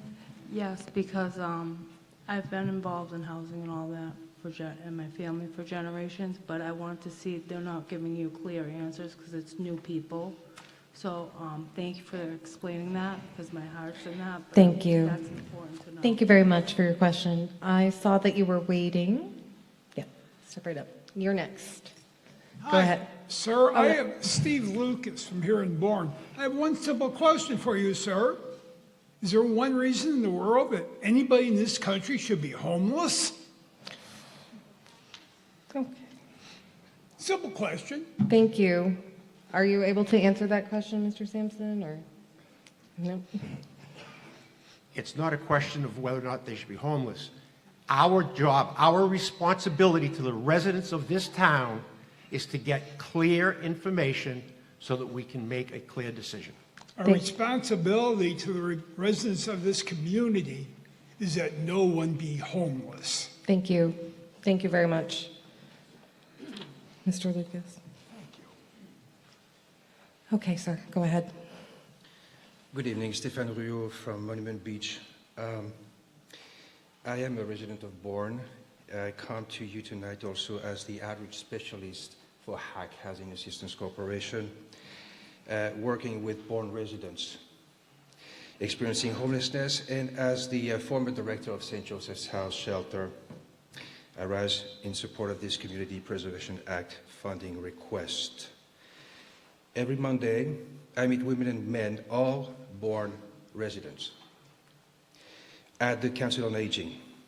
In April, I was working with 14 of them.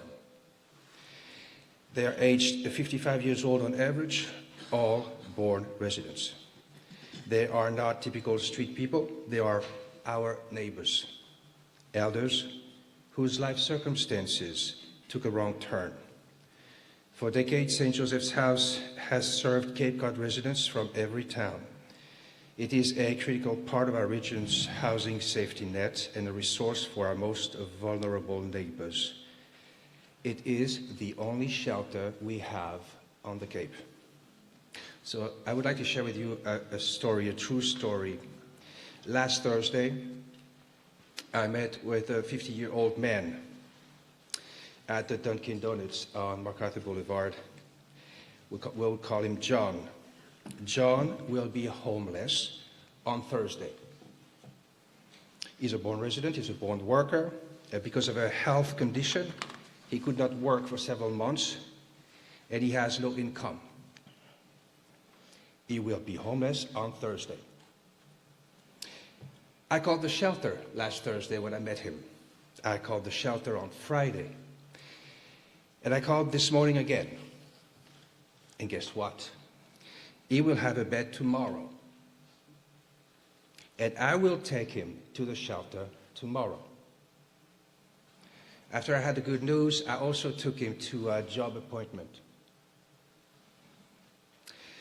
The alternative, what is the alternative? There is none. A tent in the woods or a friend's car to sleep in. This is the reason why we must support the shelter. The success of our work depends on our ability to collaborate with other towns, with agencies which cover the entire Cape for the benefit of our own residents. This project is about modernizing, not expanding the shelter. It replaces an outdated facility, trust me on that, with a safer, more humane space for a shelter population that is predominantly elderly. It will also allow medical care, behavioral health services, and case management to operate under one roof, improving outcomes and efficiency. The CPA defines housing by who it serves, not by the length of stay, and there is no population with greater housing need than people with nowhere else to go. This shelter serves residents from every Cape town, including Bourne. Supporting this funding is a lawful and responsible investment that reflects the regional reality of homelessness on Cape Cod, and it is both a compassionate and fiscally responsible decision for our community. Finally, I would like to share with you an email I received from St. Vincent de Paul from St. John the Evangelist. They asked me to share with you. It was sent to me by Joseph Prioli, the president of St. Vincent de Paul at St. John the Evangelist. I'm a member of the Society of St. Vincent de Paul, the Conference of St. John the Evangelist Parish located on Shore Road in Pocasset. We have found our relationship with Housing Assistance Corporation to be of immense value when seeking assistance in providing to those who reach out to us in need, especially when we receive a call from someone who is homeless. Most often, finding a shelter for someone in need is difficult. Often, shelters are full and can be some distance away. We have asked for and received placements in shelters, most notably St. Joseph's House in Hyannis. The programs are skilled staff with polite, knowledgeable and professional, and the help they provide is saving lives. Opening this new shelter would provide much needed assistance to many veterans, our elderly, and families in an unfortunate and difficult time Thank of their you. lives. That's time. That's 3.5 minutes. Thank you very much. You're very welcome. Thank you. Is there anyone else who would like to be heard on Article 17? Mr. Dugan? Yes, please. Thank you again. I'll be brief. I just wanted to clarify that what I had mentioned is that 402 Bourne residents had been served by Housing Assistance Corps.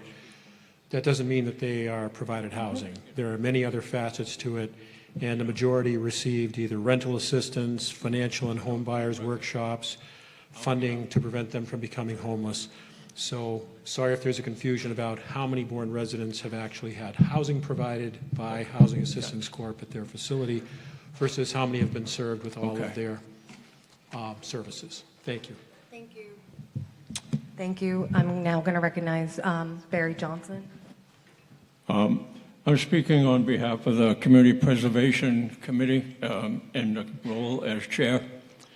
This particular article that's before you is the second regional project that we have funded. The first one is now down in Dennis, and it was just opened up, and it was a Center for Autism. On behalf of the committee is what I'm speaking about, that we had a great deal of discussion. We had a great deal of interaction with housing assistance representatives, and we had a great deal of interaction with our town council, which we appreciated very much.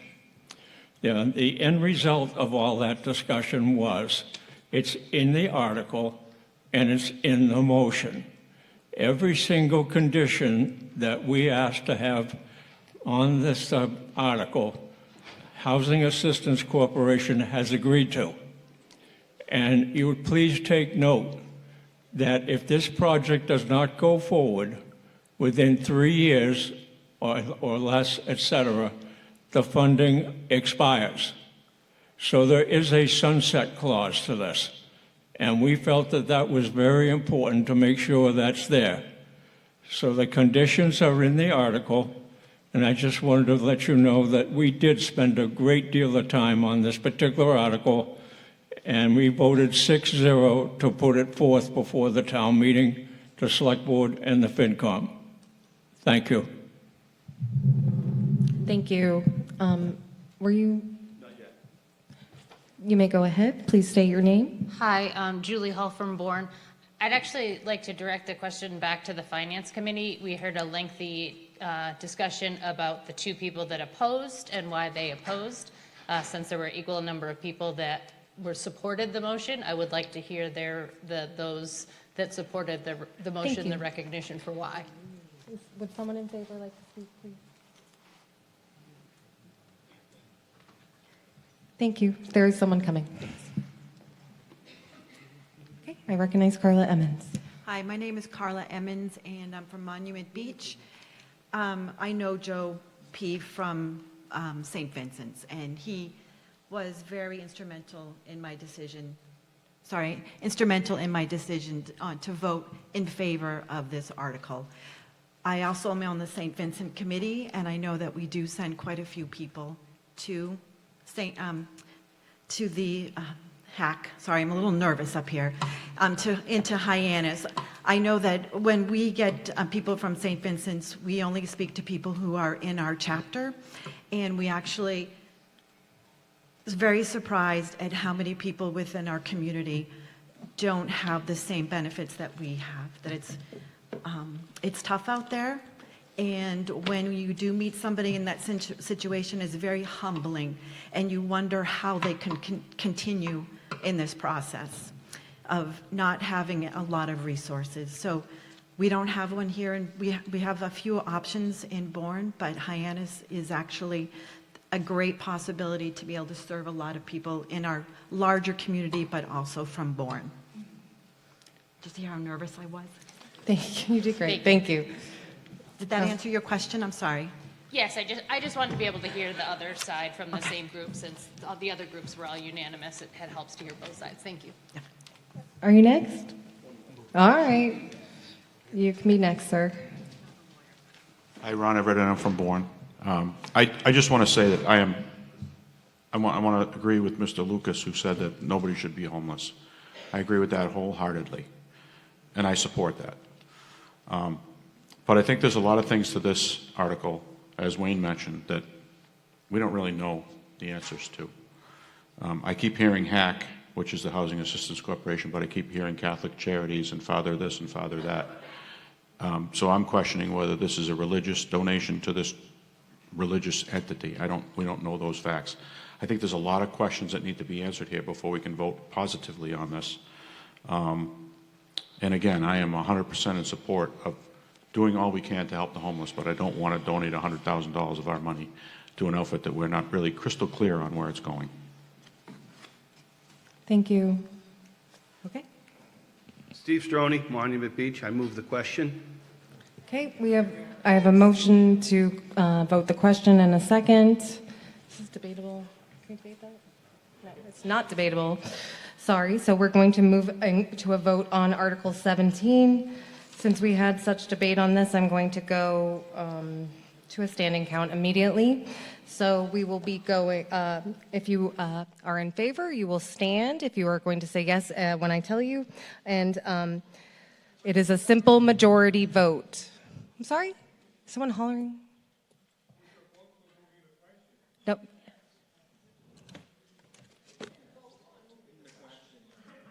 We're voting on that right now. I can do this by voice then if you guys would like to. All right, all those in favor of moving the question, please indicate by saying aye. All those opposed? I declare the ayes have it. I declare it is unanimous. We will now move to a vote on Article 17, and I'm going to a standing count, please, tellers. Thank you. All right. Are the tellers ready? I'm waiting for the tellers to get into place. I see buns in the back. I see ones coming down. Just want to make sure we're all ready. All right. This vote requires a simple majority.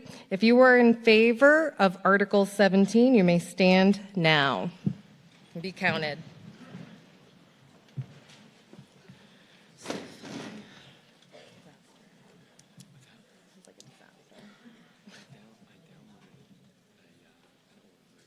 I believe you. There's just no way to know. I'm not sure yet where we are yet. I know. Just let me know. I know. Thank you. Oh, thank you.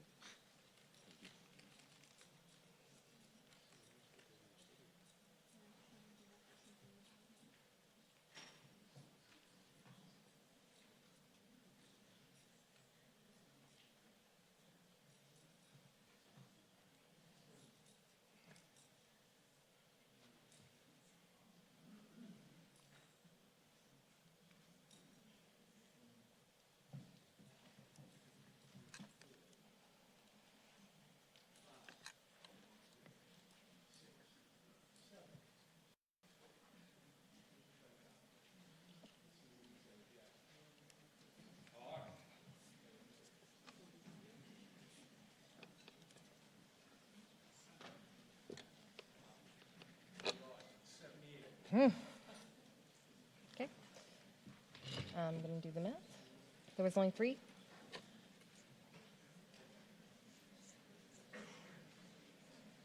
Okay.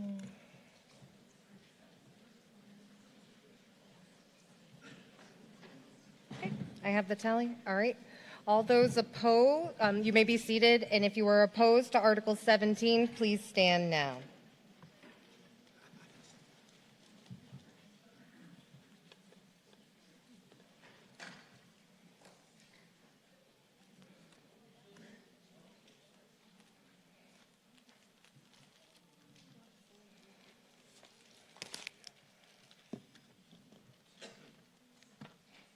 Much faster.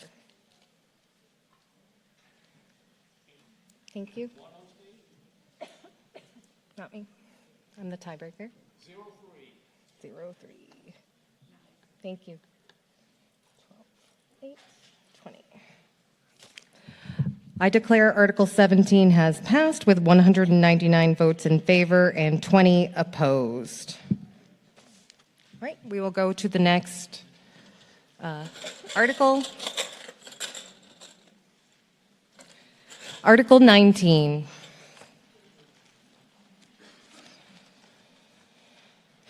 Article 19 is on page 43 of your handbook, and it requires a simple majority vote.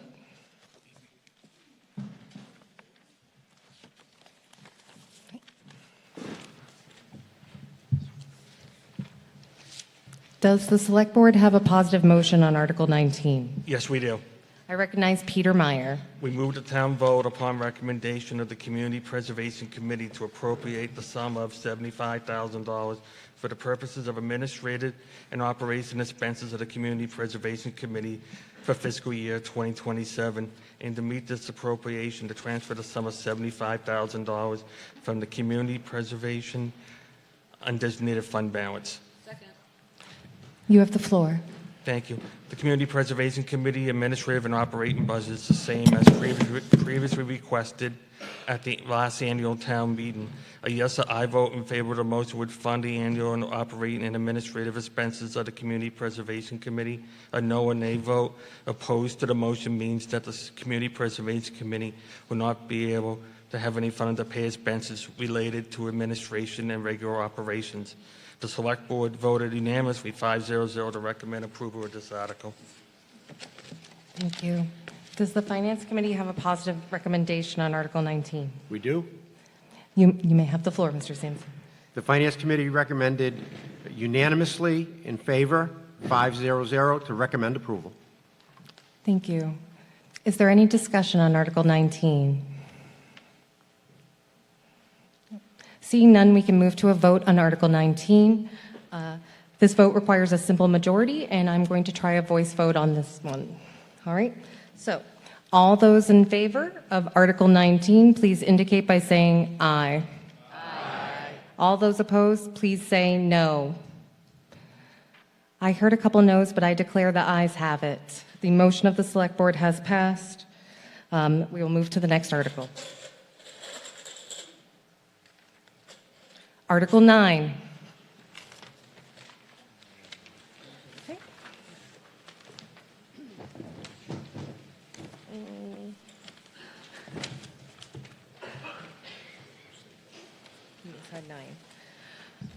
Article 9 is on page 30 of your handbook, and it requires a 2/3 majority vote.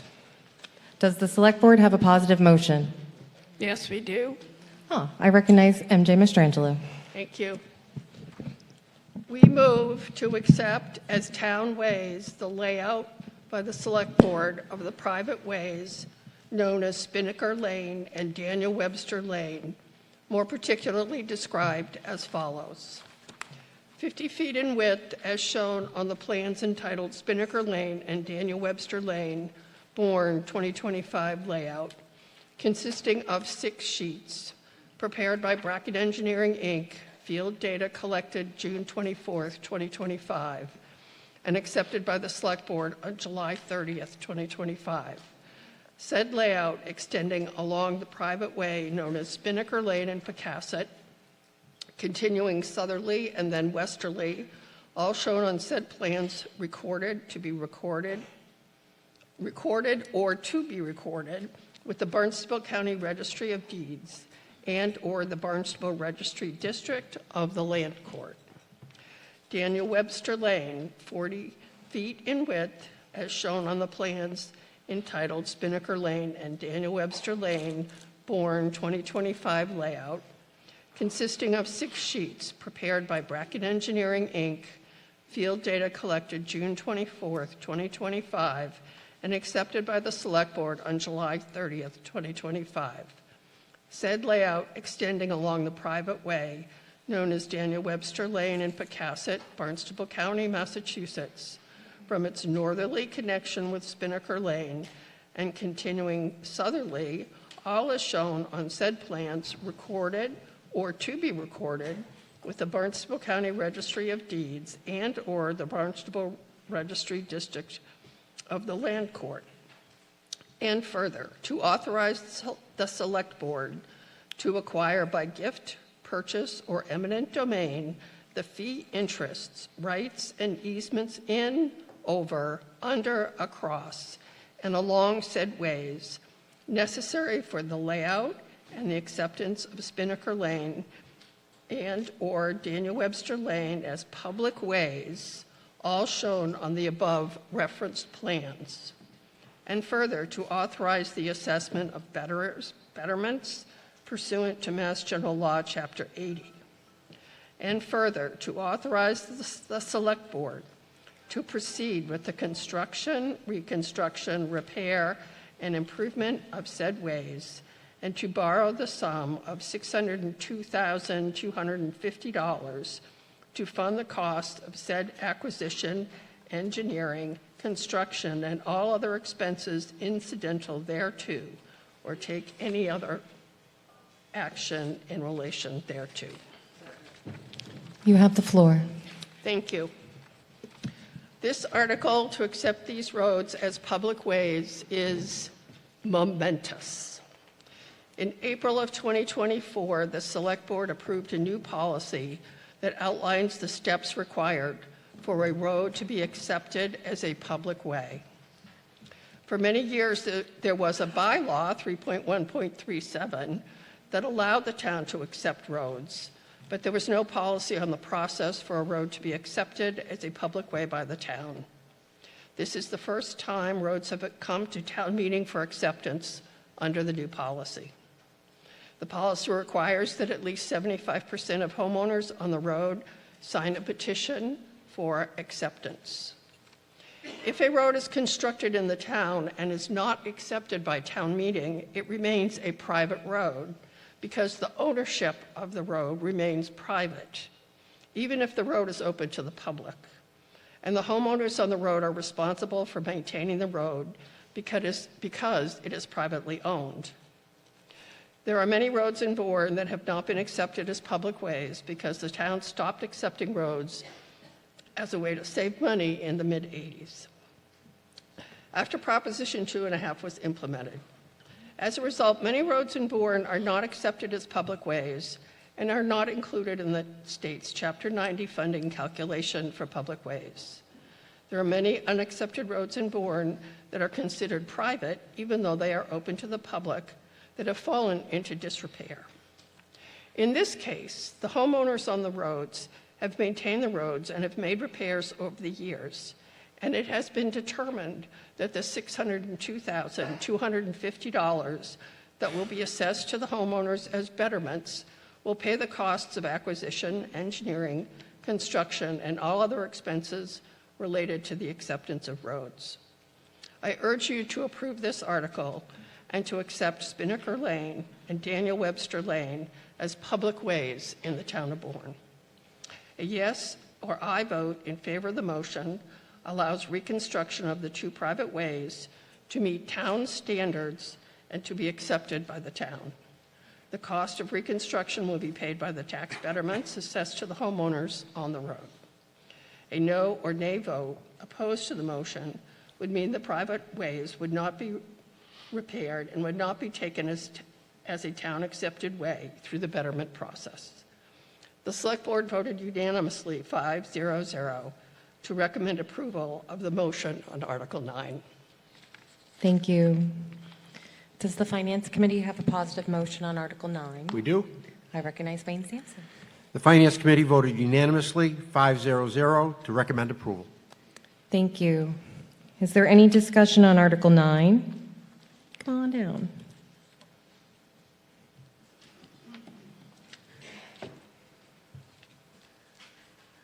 Good evening. Ian Rubenstein from Weldon Park. I do have a couple of questions, Ms. Mastrangelo, if you can clarify, and I appreciate your time.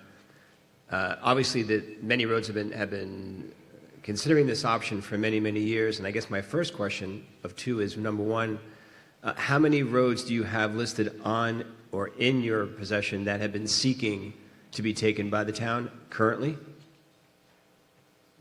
I believe this is the only one that we've had go through the process of the town administrator. There are no other petitions at this time. And how many roads will be taken each year? I believe we said we'd accept up to 4. Up to 4. Okay. And then my last question, and thank you for your time. You talked about over $600,000 to improve or to bring the roadway up to standards that the town is deeming appropriate. That $600,000 makes that road then passable or complete for what period of time? In other words, is $602,000 by the town 1 year of a roadway in complete status? Is it by 10 years? I'm going to let Tim Lydon answer this, but there are 2 bylaws in the town. One is temporary repairs of private ways, which is what we have been doing over the years. And there's another article at this town meeting that will ask for that. That there are in our process laid out standards that Tim can explain, that this is putting the road into a standard that it can be accepted by the town. Tim Lyden, Town Engineering Department.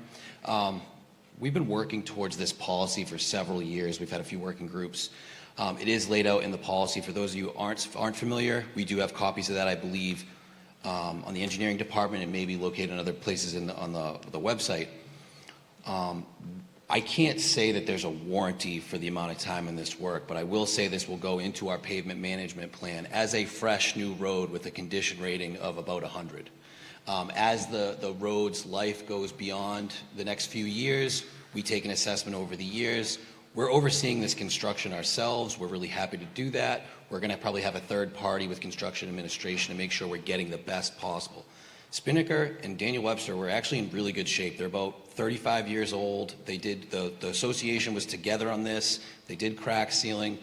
We're in a really good place to take this as an asset. You can describe these things as liabilities as well, but this is our road system, and as we go through the years, we will keep a rating on it, and as the years go, DPW will quantify that as it goes in that management profile. But we can't say an amount of time that it'll be top notch for, but we have a really good crack seal program that does lengthen the life of our roads for town accepted roads. So that includes both the condition of the pavement, drainage, et cetera, is what you're looking at for that Yes. $602,000. Yeah, so we're going to be doing, drainage by drainage. We're not doing any real big overhauls in these systems.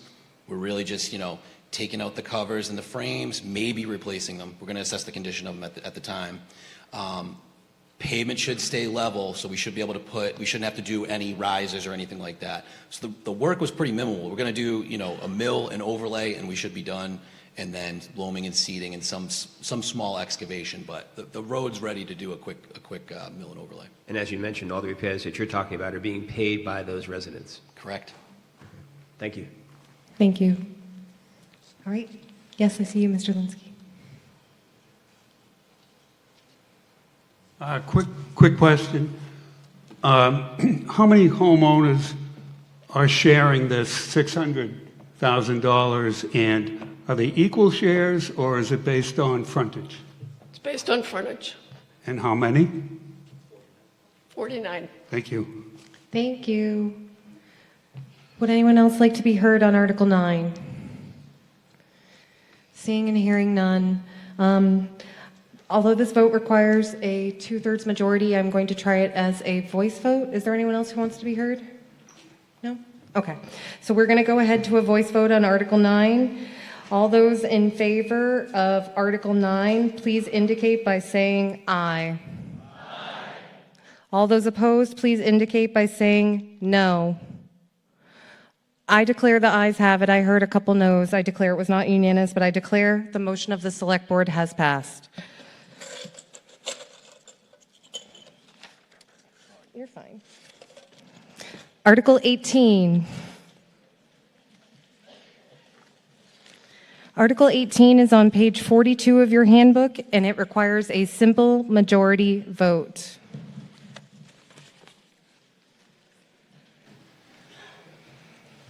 Does the Select Board have a positive motion on Article 18? Yes, we do, Madam Moderator. I recognize Peter Meyer. We move that the town vote upon recommendation of the Community Preservation Committee to raise and appropriate and reserve the sum of $111,500 for expenses incurred by the Bourne Housing Partnership and the Bourne Affordable Housing Trust for various housing initiatives, and to transfer $111,500 from the Affordable Housing Reserves. You have the floor.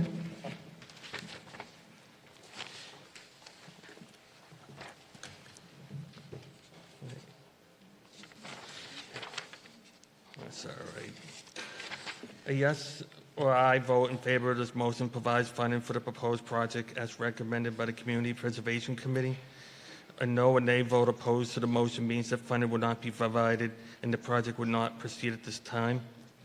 Select Board voted unanimously 5-0-0 to recommend approval of this article.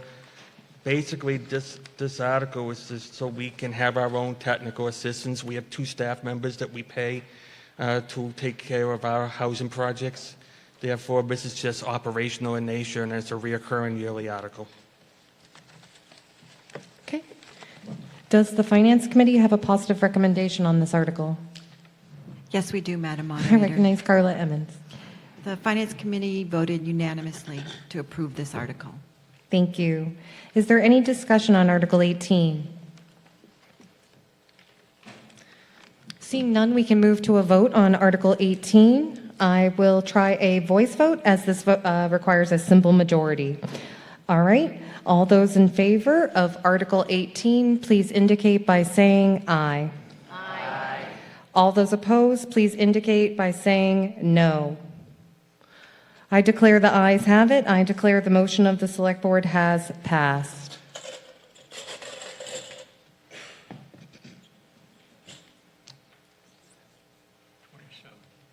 Article 27.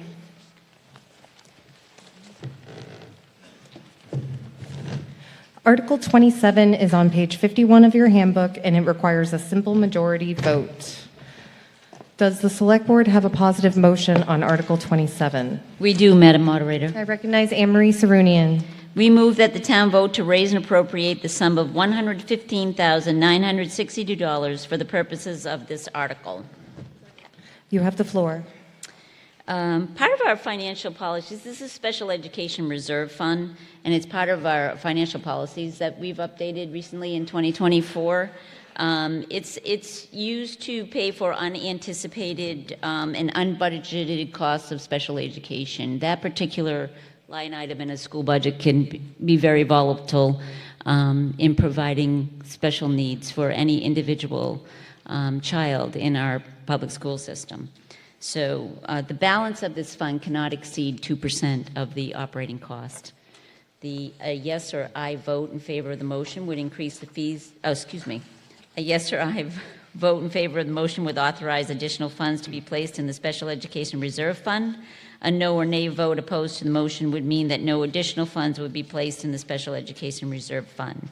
The Select Board voted unanimously 5-0-0 to recommend approval for this article. Thank you. Does the Finance Committee have a positive recommendation on this article? Yes, we do, Madam Moderator. I recognize Jim Sullivan. The Finance Committee voted 5-0-0 to recommend approval of this article. Thank you. Is there any discussion on Article 27? Seeing and hearing none, we can move to a vote on Article 27. This vote requires a simple majority.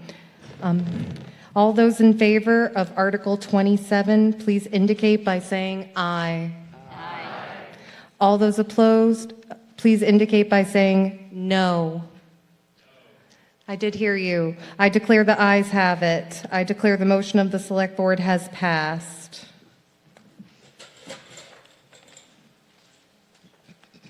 Article 21.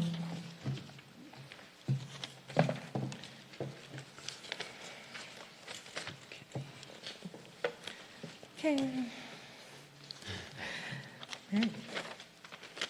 All right.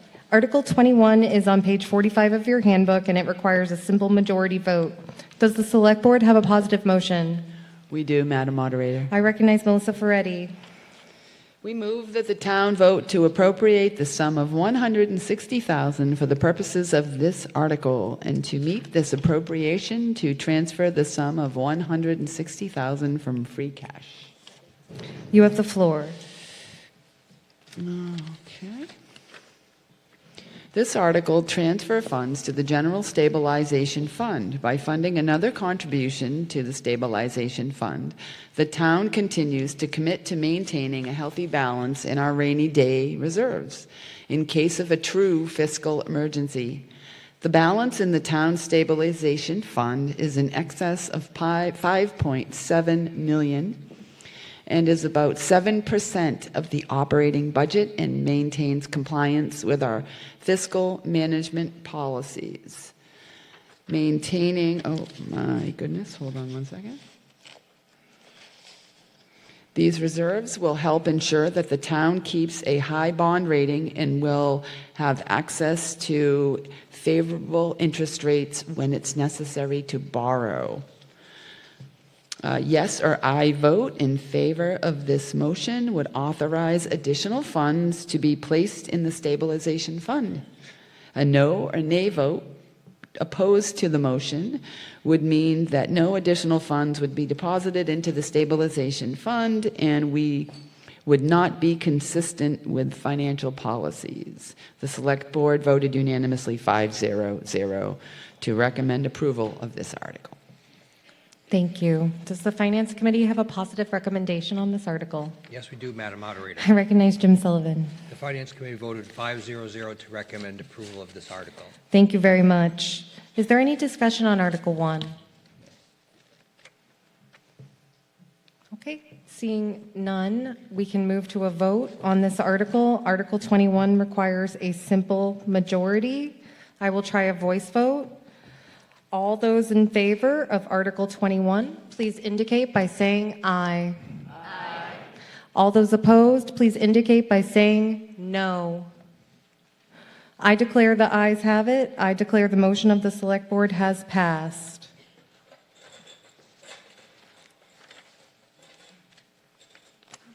Article 25.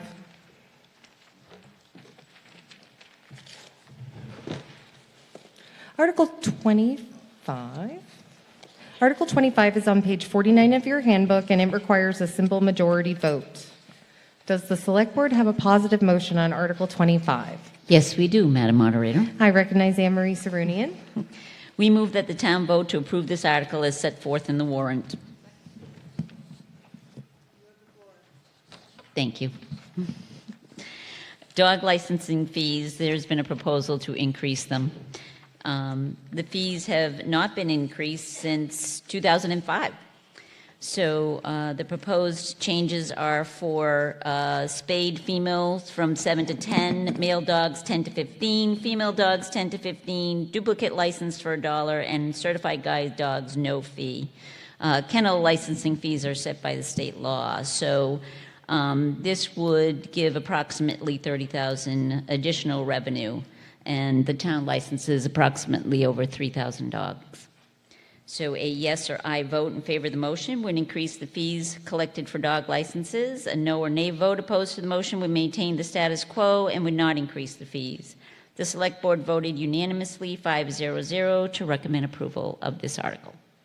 Thank you. Does the Finance Committee have a positive recommendation on this article? We do. I recognize Wayne Sampson. The Finance Committee voted unanimously 5-0-0 to recommend approval. Thank you. Is there any discussion on Article 25? Seeing none, we can move to a vote on Article 25. This vote is a simple majority vote. I will ask you to use your voices. All those in favor of Article 25, please indicate by saying aye. Aye. All those opposed to Article 25, please indicate by saying no. I declare the ayes have it. I declare the motion of the Select Board has passed. Article 26.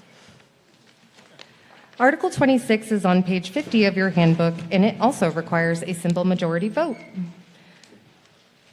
Does the Select Board have a positive motion on Article 26? Yes, we do. I recognize Peter Meyer. We move that the town vote to approve this article as set forth in the warrant. You have the floor. Yes, just similar to what Anne Marie just said in the previous article, the last time they increased these fees were 2005, so we're just bringing these fees up to standards of other communities around us, so they're pretty much in line. A yes or an aye vote in favor of the motion would increase the fees collected for vital records. A no or nay vote opposed to the motion would maintain the status quo and would not increase the fees. Select Board voted unanimously 5-0-0 to recommend approval. Thank you. Does the Finance Committee have a positive recommendation? We do. I recognize Tom Joyce. The Finance Committee voted unanimously to recommend approval. Thank you very much for that. Is there any discussion on Article 26? Hearing none, we can move to a vote on Article 26 using our voices. All those in favor of Article 26, this vote requires a simple majority. Please indicate by saying aye. Aye. All those opposed to Article 26, please indicate by saying no. I hear you. I still think the ayes have it. The motion of the Select Board has passed.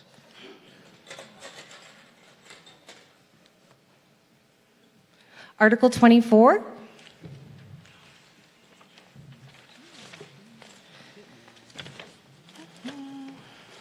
All right. Article 24 is on page 48 of your handbook, and it requires a simple majority vote.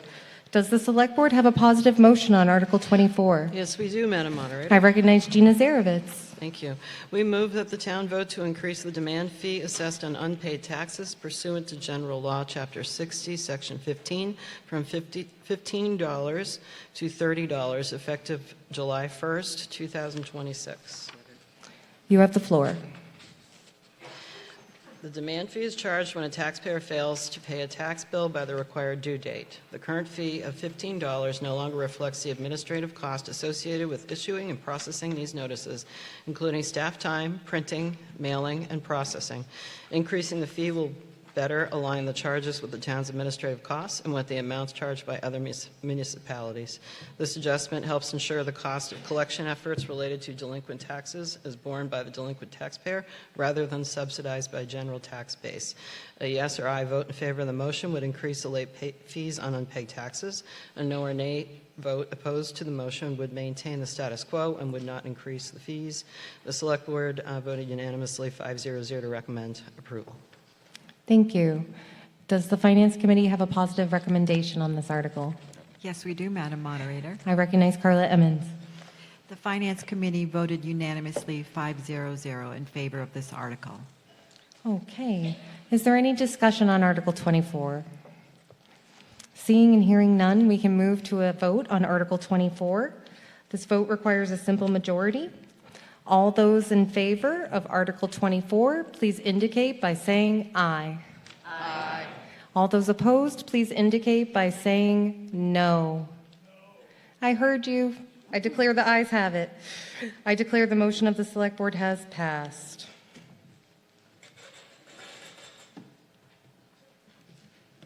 Article 6.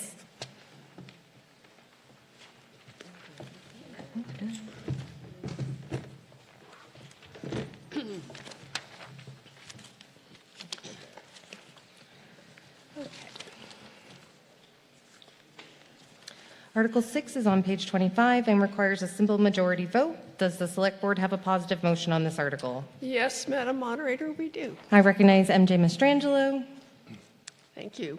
We move that the town vote to rescind the vote taken under Article 5-12 of the May 2024 annual town meeting, which authorized the town to borrow funds for the purpose of school wastewater treatment repairs. You have the floor. Thank you. This article rescinds unused borrowing authority previously approved for upgrades to the wastewater treatment plant serving the main campus of the Bourne Public Schools, including the Bourne Middle School, Bourne High School, and Bourne Intermediate School. Voters approved $2.1 million in borrowing for this project at the May 6, 2024 annual town meeting, Article 5-12. Then, at the April 20th, 2025 special town meeting, voters approved a new borrowing authorization of $475,000 for the same project with a modified scope of work. This article therefore rescinds the prior unused borrowing authority of $2.1 million that is no longer needed due to the change in scope. A yes or aye vote in favor of the motion will remove the authority to borrow $2.1 million for this project. A no or nay vote opposed to the motion will keep the authority to borrow for this project on the books, and it will not be available for a different purpose in the future. The Select Board voted unanimously 5-0-0 to recommend approval of the motion on Article 6. Thank you. Does the Finance Committee have a positive recommendation on this article? Yes, we do, Madam I Moderator. recognize Jim Sullivan. The Finance Committee voted 5-0-0 to recommend approval of this article. Thank you. Is there any discussion on Article 6? Okay. Seeing and hearing none, we can move to a vote on Article 6. This vote requires a simple majority. All those in favor of Article 6, please indicate now by saying aye. Aye.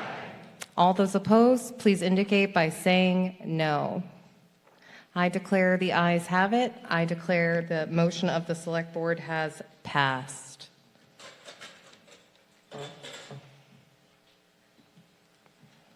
Article 15.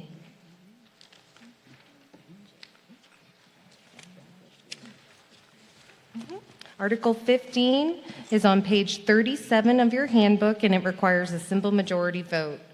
Does the Select Board have a positive motion on Article 15? Yes, Madam Moderator, we do. I recognize MJ Mastrangelo. Thank you. We move that the town vote upon recommendation of the Community Preservation Committee to raise and appropriate and reserve the sum of $30,000 for the school administration building feasibility study and to transfer $30,000 from historic preservation reserves.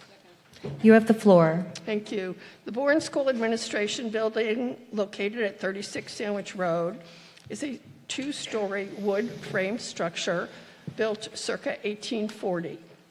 The building was originally the Monument Academy and later served as a high school, elementary school, senior center, and currently as the Bourne School Administration Building. The building is listed on the Massachusetts Cultural Resource Information System, MACRIS, as a historically significant building. The goal of this funding is to complete a feasibility study to determine what work needs to be done on the siding and trim regarding water penetration and damage at the back entrance staircase, and the ADA access ramps in the front to preserve this building of historic significance using funds available in the CPA Historic Preservation Reserves. A yes or I vote in favor of the motion provides the funding for the proposed project as recommended by the Community Preservation Committee, Bourne Historic Commission, and the Capital Outlay Committee. A no or nay vote opposed to the motion means that the funding would not be provided and the project would not proceed at this time, risking damage to this historic building. The Select Board voted unanimously, 5-0-0, to recommend approval of the motion on Article 15. Thank you. Does the Select Board have a positive recommendation on this article? The Finance Board does. Yes. Sorry, the Finance Committee. I'm so sorry. The Finance Committee voted unanimously 5-0-0 in favor of this article. Thank you so much. Is there any discussion on Article 15? Okay, this vote requires a simple majority, and seeing and hearing no discussion, we can move to a vote on Article 15. All right, all those in favor of Article 15, please indicate by saying aye. Aye. All those opposed, please indicate by saying no. I declare the ayes have it. I declare the motion of the Select Board has passed.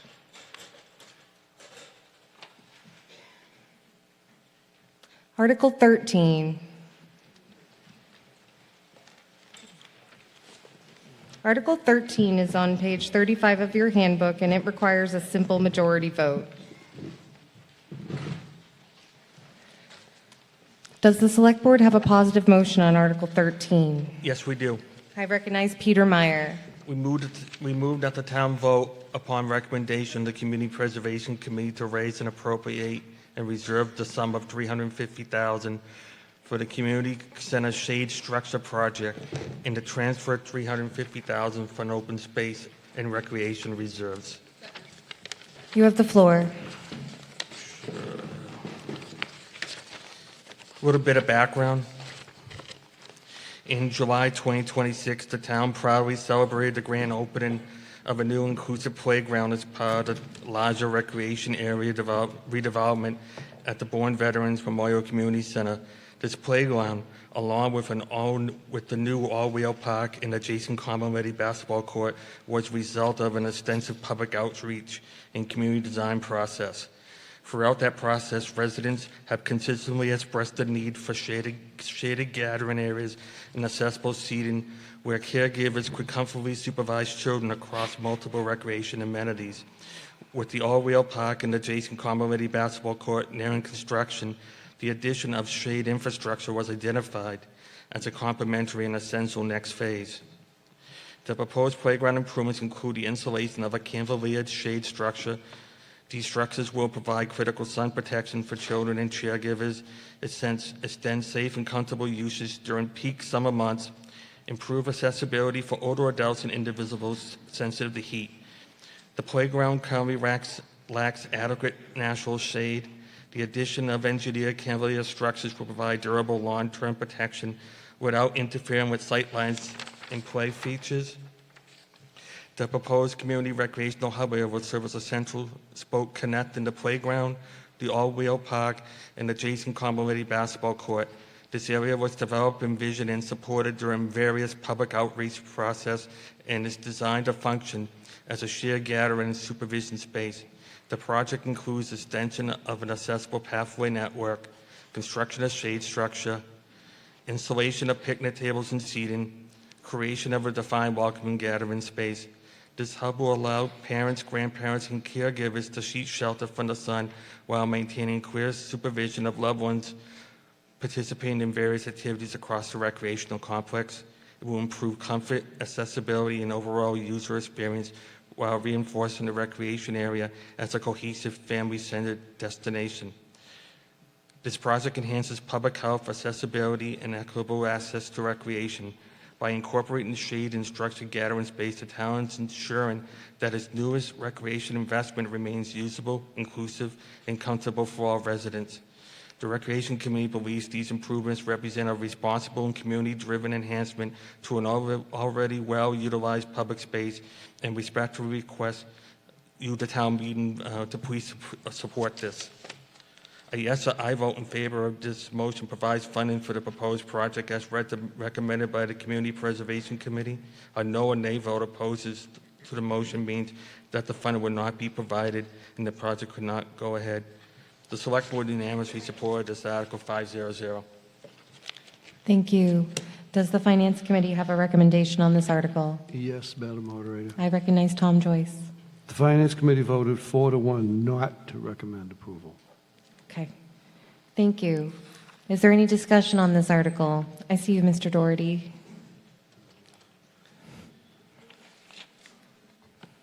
Oh, so sorry. Go ahead, Mr. Doherty. Okay. One of the things that happens whenever you add infrastructure is the maintenance part. I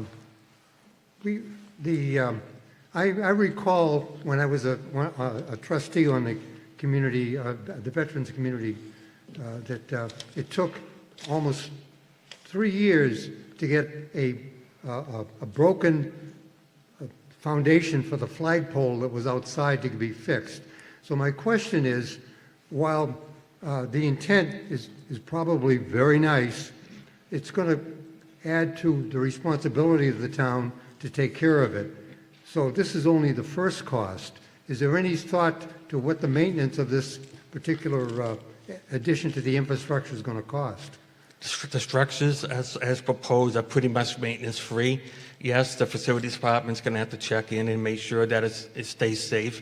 But from what I've seen in the specs, this will last a long time, and hopefully they won't be over there that often to have to maintain it, because we deferred a lot of maintenance for many years on many other projects. So I hope that these new ones are going to be standing in good order for a very long time. Okay, and then a second follow-up question: how much reduction of the recreation space is going to be taken up by the addition of this shade area? I don't know specifically how much of the space, but I don't think it's going to be that much.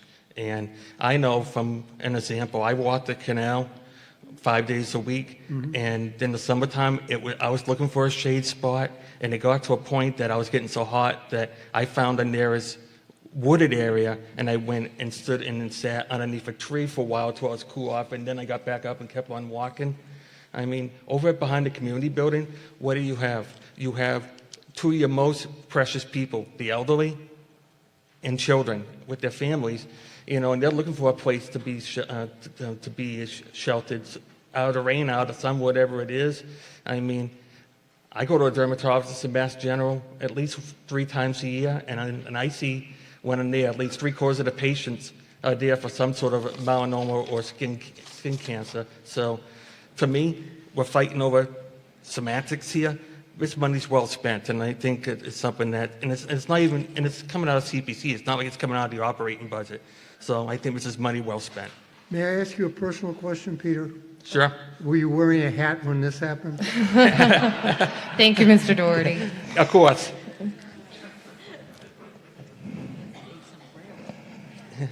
Oh, can you tap it and see? There we go. Oh, I have to get very close. Karen Wilson from the Recreation Committee. Thank you, Peter, for saying everything I needed to. And about the maintenance, this Recreation Committee has been very concerned with maintenance. We've been working closely with Katie in the Recreation Department, who works with DPW.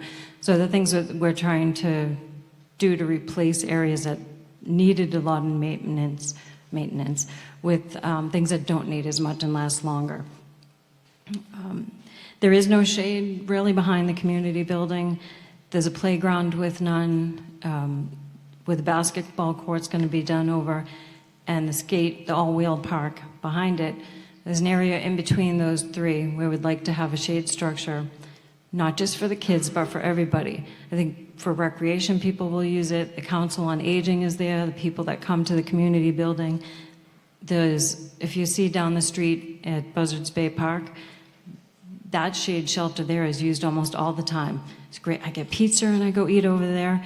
They have programs, and the daytime programs in the summer would be great for the kids to use, for other people, for watching the basketball games, for watching the kids at the playground. People have asked for, why we wouldn't use something that was more natural. We'll talk about maintenance. If you have trees there, the trees' roots start coming up, they push up on the concrete, which we would have for accessibility pathways, and maintenance of trees in general when they shed, so that would bring DPW out more. So we think this is a great idea for the kids, for the parents, for anybody that comes to visit, and I hope that you guys support it. Thank you. I see you. Come on down. Oh, you were hiding. No? Let's not fight over that. No. Please. Todd Benedict, Monument Beach. Thank you. Peter, just a question. Let me put my glasses on here. It states for Community Preservation Committee to raise and appropriate and reserve the sum of $350,000 for the community center, and to transfer $350,000 from the open space. Are we talking $350,000? Are we talking $700,000? No, $350,000 for open space and recreation reserves. Okay, thank you. Thank you for clarifying that. Go ahead, Mr. Linsky. Jim Linsky, I'm also on the Recreation Committee. I'd like to hear from the Finance Committee as to why they voted 4-1 not to recommend this article.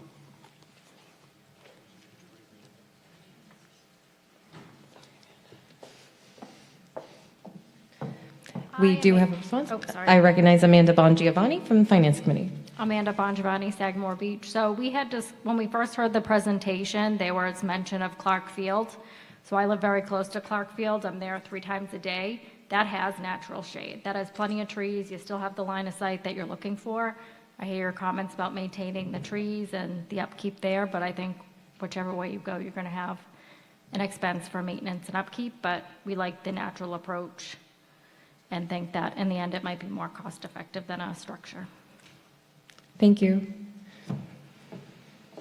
Great. Would anyone else like to be heard on Article 13? Okay. Seeing and hearing none, we can try a voice vote on this article as it's a simple majority vote. I'm going to give it a shot. All right. All those in favor of Article 13, please indicate by saying aye. Aye. All those opposed, please indicate by saying no. I declare the ayes have it. I declare the motion of the Select Board has passed. Article 28.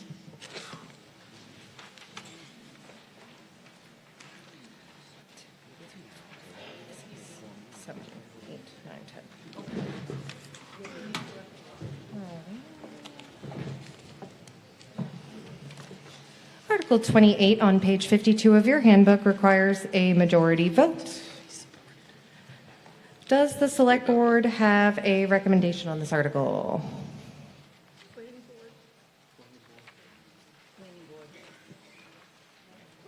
Planning board. I know they're going to make the motion. Okay. I was going to ask them for the recommendations, but we'll go ahead. Does the Planning Board have a positive motion on this article? Yes, Madam Moderator, the Planning Board has a positive recommendation. Thank you. Do we have a second? I'm so sorry. Go ahead. I recognize Mr. Dugan. Go ahead. Okay. I know. I'm having a hard time too. Article 28 is to see if the town will vote to amend the Bourne zoning bylaw by adding bold underlined text and deleting the struck-through text as detailed in the article. I have a report from the Planning Board. Is that the motion? Someone needs a second. I have not made. Have you made your motion? Let me make the motion. He hasn't made the motion. He's going to make the motion. Then we want to hear your report. Motion first. We move that the town vote to approve this article as set forth in the warrant. I have a second. You may go ahead. You have the floor, Mr. Dugan. Thank you. Planning Board report to the annual town meeting from May 4th, 2026. Accessory dwelling unit ADU amendments. On February 26, 2026, in accordance with Mass General Law, Chapter 40A, Paragraph 5, the Planning Board opened a public hearing to review the proposed Bourne zoning bylaw amendment to the accessory dwelling units. This article is to amend the accessory dwelling unit zoning bylaw, which was previously approved at the May 2024 annual town meeting. The purpose of these changes is to align the Town of Bourne's zoning bylaw regulations with the state regulations. The proposed changes are as follows. 1, allowing accessory dwelling units in the downtown district. Under Massachusetts general law, ADUs are an allowed accessory use in all zoning districts which allow for single-family dwelling. 2, changing the number of parking spaces needed for an ADU. ADUs which are within 1/2 mile of a commuter rail station, subway station, ferry terminal, bus station are not required to have a parking space under Massachusetts general law.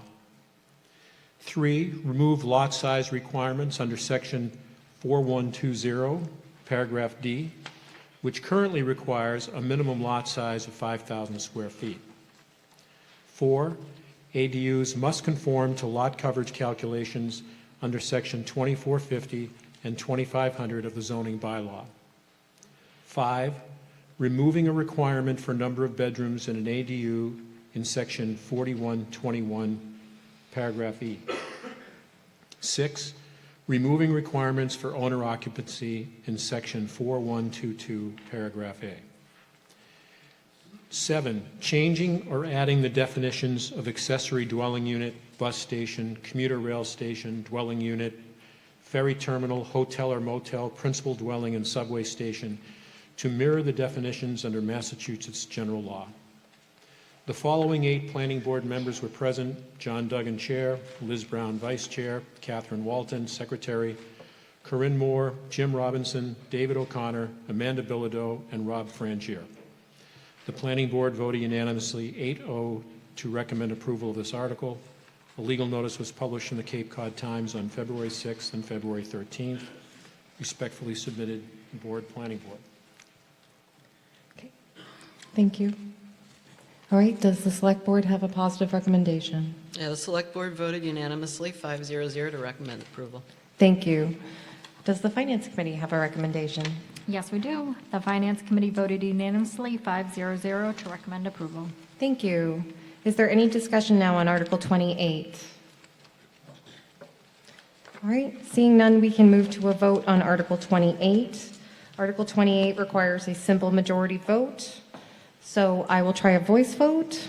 All those in favor of Article 28, please indicate by saying aye. Aye. All those opposed, please indicate by saying no. I did hear a couple no's, but I declare that the motion of the Planning Board has passed. Okay. The next article. Article 23.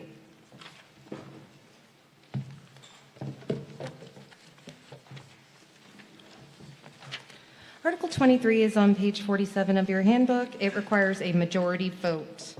Does the Select Board have a positive motion on this article? We do, Madam Moderator. Thank you. I recognize Melissa Ferretti. Okay, we move that the town vote to appropriate the sum of 40, am I the right one here? Yep. $40,000 for the purposes of this article, and to meet this appropriation, to transfer the sum of $40,000 from free cash. You have a second? Second. Thank you. You have the floor. Okay, hold on, sorry. Yes or I vote in favor of this motion provides funding for the Human Services Grant Program for FY 2027. A no or nay vote opposed to the motion would mean that the Human Services Grant Program would not have the funds to use in FY 2027. Select Board voted unanimously 5-0-0 to recommend approval of this article. Thank you. Does the Finance Committee have a recommendation on this article? Yes, we do, Madam Moderator. I recognize Amanda Bongiovanni. The Finance Committee voted unanimously 5-0-0 to recommend approval. Thank you. Is there any discussion on Article 23? Okay, seeing and hearing none, we can move to a vote on Article 23. This vote requires a simple majority. We are going to do a voice vote. All those in favor of Article 23, please indicate by saying aye. Aye. All those opposed, please indicate by saying no. I declare the motion has passed. Thank you.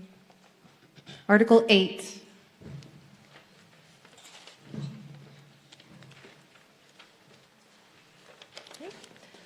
Article 8 is on page 28 of your handbook, and it requires a 2/3 majority vote.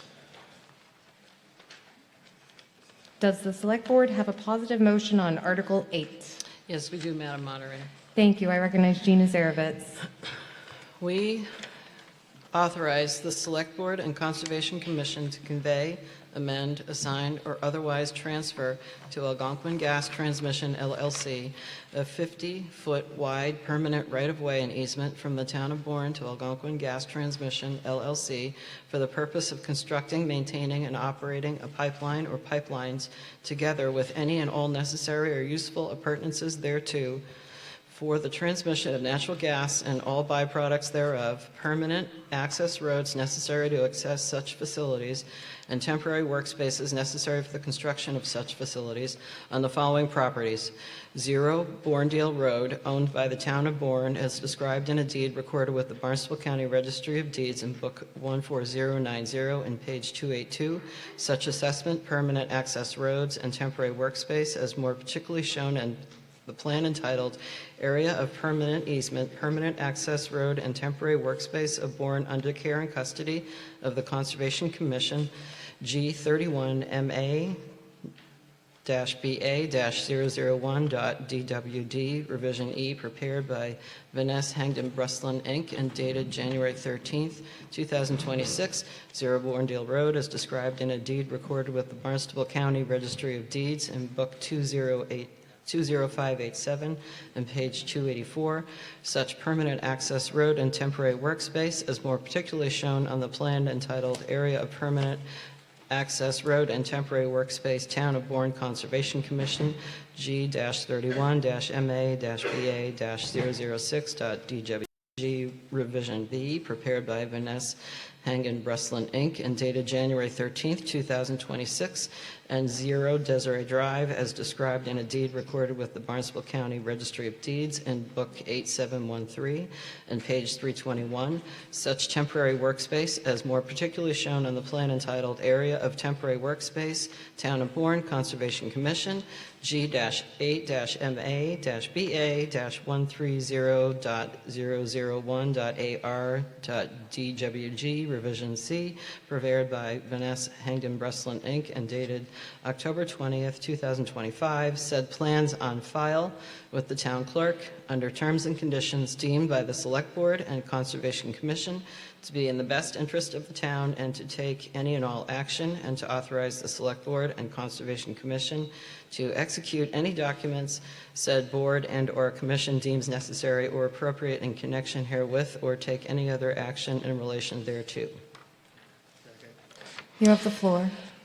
Before the Bourne and Sagamore bridges can be replaced, the natural gas main must be removed from the existing bridges and relocated. The best route for the new natural gas main is to co-locate it in the existing electrical easement used by Eversource. Part of the existing electrical easement crosses this piece of town-owned land. By granting this easement to the gas company, it gives them the legal property right to construct their infrastructure and maintain their equipment on the town's land. This proposal has received unanimous support from the Conservation Commission.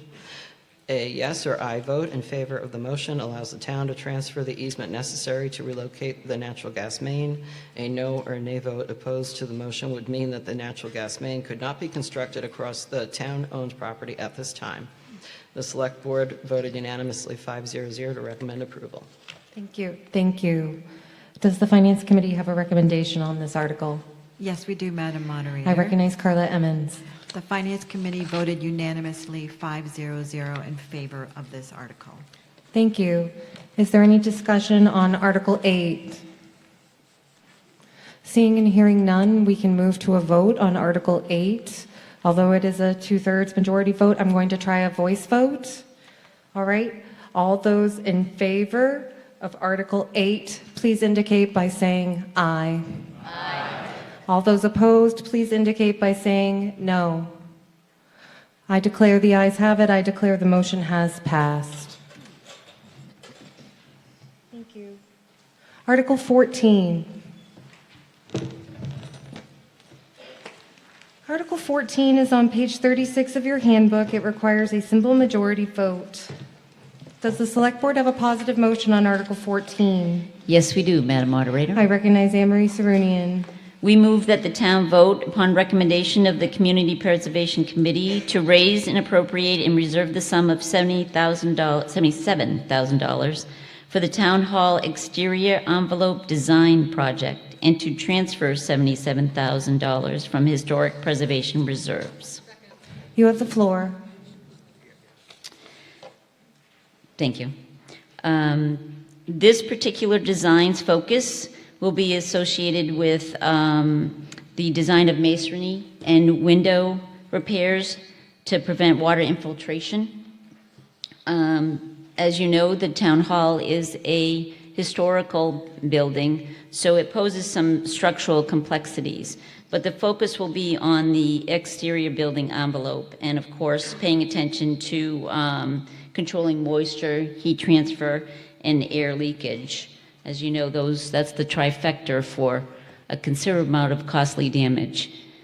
So an aye or yes vote in favor of the motion provides funding for the proposed project as recommended by the Community Preservation Committee. A no or nay vote opposed to the motion means that the funding would not be provided and the project would not proceed at this time. The Select Board voted unanimously 5-0-0 to recommend approval. Thank you. Does the Finance Committee have a recommendation on this article? Yes. I recognize Wayne Sampson. The Finance Committee voted unanimously 5-0-0 to recommend approval. Perfect. Thank you. Is there any discussion here on Article 14? Seeing and hearing none, we can move to a vote on Article 14. This vote requires a simple majority, so I will try a voice vote. All those in favor of Article 14, please indicate by saying aye. Aye. All those opposed, please indicate by saying no. I declare the ayes have it. I declare the motion has passed. Article 7. Point of order, Ms. Moderator? I recognize Peter Meyer for a point of order. Yes, it's getting close to 10 o'clock. We are close to 10 p.m., so I would at this time entertain a motion to extend the town meeting. I have a motion from the floor and a second from the stage. All right, we're going to take a vote on this. All those in favor of extending town meeting past 10 p.m., please indicate by saying aye. Aye. All those opposed, please indicate by saying no. I know. We're going to go ahead and try to finish it. I will tell you, I believe we only have 8 articles left, so we're getting close. All right. Thank you all. We are still on Article 7. Was just pulled out of the lottery. Article 7 is on page 26 of your handbook, and it requires a 2/3 majority vote. Does the Select Board have a positive motion on this article? Yes, we do, Madam Moderator. I recognize Gina Zarovitz. Thank you. We vote to authorize the Select Board to petition the General to enact legislation to authorize the town, notwithstanding the provisions of General Law, Chapter 30B, acting by and through the Conservation Commission, to transfer, release, and convey a 50-wide permanent right-of-way and easement from the town of Bourne to Algonquin Gas Transmission, LLC, for the purpose of constructing, maintaining, and operating a pipeline or pipelines, together with any and all unnecessary or useful appurtenances thereto, for the transmission of natural gas and all byproducts thereof, permanent access roads necessary to access each such facilities, and temporary workspaces necessary for the construction of such facilities on the following properties: 0 Bournedale Road, owned by the town of Bourne, as described in the deed recorded with the Barnstable County Registry of Deeds in Book 14090 and page 282. Such easement, permanent access roads, and temporary workspace, as more particularly shown on the plan entitled Area of Permanent Easement, Permanent Access Road, and Temporary Workspace, Town of Bourne, under care and custody of the Conservation Commission. G-31-MA-BA-001.DWD, revision E, prepared by Vanessa Hangen Breslin, Inc., and dated January 13th, 2026, 0 Bournedale Road, as described in a deed recorded with the Barnstable County Registry of Deeds in Book 20587 and page 284, such permanent access road and temporary workspace as more particularly shown on the plan entitled Area of Permanent Access and Road and Temporary Workspace, Town of Bourne, Conservation Commission, G-31-MA-BA-006.DWG, revision B, prepared by Vanessa Hagden Breslin, Inc., and dated January 13th, 2026, and 0 Desiree Drive, as described in deed recorded with Barnstable County Registry of Deeds in Book 8713 and page 321, such temporary workspace as more particularly shown on the plan entitled Area of Temporary Workspace, Town of Bourne Conservation Commission, G-8-MA-BA-130.001.AR.DWG, revision C, prepared by Vanessa Hagden Breslin, Inc., and dated October 20th, 2025. Said plans on file with the town clerk, and to acquire such replacement land as may be required under General Law, Chapter 3, Section 5A, provided that the General Court may reasonably vary the form and substance of the requested legislation with scope of general project objectives in this petition, and to authorize the Select Board to take any and all actions necessary or appropriate in connection therewith. Second. You have the floor. This is a piece of town-owned land that is protected under Article 97 of the Commonwealth's Constitution as open space. Before the Bourne and Sagamore bridges can be replaced, the natural gas main must be removed from the existing bridges and relocated. The best route for the new natural gas main is to co-locate it in the existing electrical easement used by Eversource. The existing electrical easement crosses this piece of town-owned open space. In order for the gas company to cross this property, the town must file special legislation at the State House, and the bill must be passed by a 2/3 vote of each chamber of the legislature. This proposal has received unanimous approval by the Bourne Conservation Commission, and the gas company will give the town a different piece of property that will be placed under Article 97 protection. A yes or aye vote in favor of the motion would allow the town to file special legislation with the general court to allow the gas main to be relocated across the town-owned property. A no or nay vote opposed to this motion would prevent the town from filing the necessary special legislation at this time. Select Board recommended voted unanimously 5-0-0 to recommend approval. Thank you. Does the Finance Committee have a recommendation on this article? Yes, we do. I recognize Amanda Bongiovanni. The Finance Committee voted unanimously 5-0-0 to recommend approval. Thank you. Is there any discussion here on Article 7? All right, seeing and hearing none, we can move to a vote on Article 7, which I will attempt by voice. It is a 2/3 majority. All those in favor of Article 7, please indicate by saying aye. Aye. All those opposed, please indicate by saying no. I declare the ayes have it. I declare the motion has passed. 22 is the next article.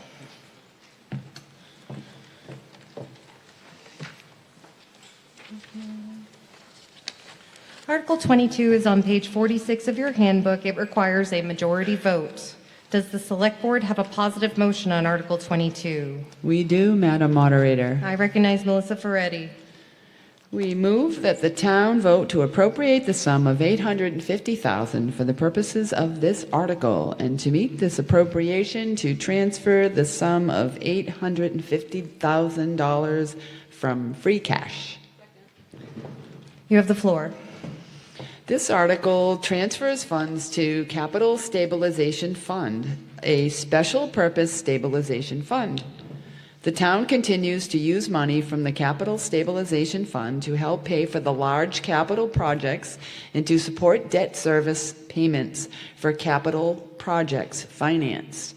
By transferring additional money into the Capital Stabilization Fund tonight, we will maintain a strong balance to ensure that the town can continue to meet our debt service obligations and maintain the town's capital infrastructure without having to make cuts in other parts of the budget. A yes or aye vote in favor of the motion provides funding to increase the Capital Stabilization Fund. This will help ensure funds continue to be set aside for long-term maintenance and replacement of capital assets. A no or nay vote opposed to the motion would not provide additional funding for the Capital Stabilization Fund and would not be consistent with the goal of maintaining 3 to 5 years of debt payments in reserve. The Select Board voted unanimously 5-0-0 to recommend approval of this article. Thank you. Does the Finance Committee have a recommendation on this article? We do. I recognize Wayne Sampson. The Finance Committee voted unanimously 5-0-0 to recommend approval. Thank you so much. Is there any discussion on Article 22? Seeing and hearing none, we can move to a vote on Article 22. This vote requires a simple majority. All those in favor of Article 22, please indicate by saying aye. Aye. All those opposed to Article 22, please indicate by saying no. I do hear a couple no's, but I declare that the ayes have it and the motion has passed. 29. I don't know what everyone's waiting for. Okay. Article 29 is on page 60 of your handbook, and it requires a 2/3 majority vote. Does the Planning Board have a motion on Article 29? Yes, we do. I recognize Jim Duke. Article 29, to see if the town will vote to amend the Bourne zoning bylaw by adding the bold underlined text and deleting the struck-through text for the downtown district front setbacks as noted in the article. Do you have a second? We move that the town vote to approve this article as set forth in the warrant. Yes. Do I have a second? Thank you from the floor. You have the floor now. Go ahead. I'd like to read the Planning Board report to Annual Town Meeting, May 4th, 2026, about downtown front setback amendments. On February 26, 2026, in accordance with Mass General Law, Chapter 40A, Paragraph 5, the Planning Board opened a public hearing to review the proposed Bourne zoning bylaw amendment to allow for a greater maximum front setback for parcels in the downtown district which are not on primary streets. The front setback requirements of the downtown district are found in Section 2831 of the zoning bylaw. Currently in our downtown district, the front setback for all parcels has a minimum of 0 feet and a maximum of 15 feet. This means any building on any street built in the downtown district must be no more than 15 feet from the property line facing a street. On primary streets, this dimensional standard was intended to make the downtown district more walkable and create a more business-centric downtown. On side streets where residential homes are built, this standard can cause issues with parking, septic systems, and home design. This bylaw change would allow up to a 30-foot front setback for parcels off primary streets. Primary streets are defined in the zoning bylaw as Main Street, St. Margaret Street, Wallace Avenue, Cohasset Avenue, Academy Drive, Washington Avenue, and the south side of the bypass. These listed streets will keep the 15-foot maximum front setback. The following 8 planning board members were present: John Duggan, Chair; Liz Brown, Vice Chair; Catherine Walton, Secretary; Corinne Moore; Jim Robinson; David O'Connor; Amanda Bilodeau, and Rob Frangier. The Planning Board voted unanimously 8-0 to recommend approval of this article. A legal notice was published in the Cape Cod Times on February 6th and February 13th. Respectfully submitted, the Bourne Planning Board. Thank you. Does the Select Board have a recommendation on this article? We do, Madam Moderator. The Select Board voted unanimously 5-0 to recommend approval. Thank you. Does the Finance Committee have a recommendation on this article? We do, Madam Moderator. Go ahead, Carla. Okay, good. The Finance Committee also voted unanimously 5-0 in favor of this article. Thank you. Is there any discussion on Article 29? Okay. Seeing and hearing none, we can move to a vote on Article 29. Article 29 requires a 2/3 majority vote. I'm going to try a voice vote. All those in favor of Article 29, please indicate by saying aye. Aye. All those opposed, please indicate by saying no. I declare the ayes have it, and I declare the motion has passed.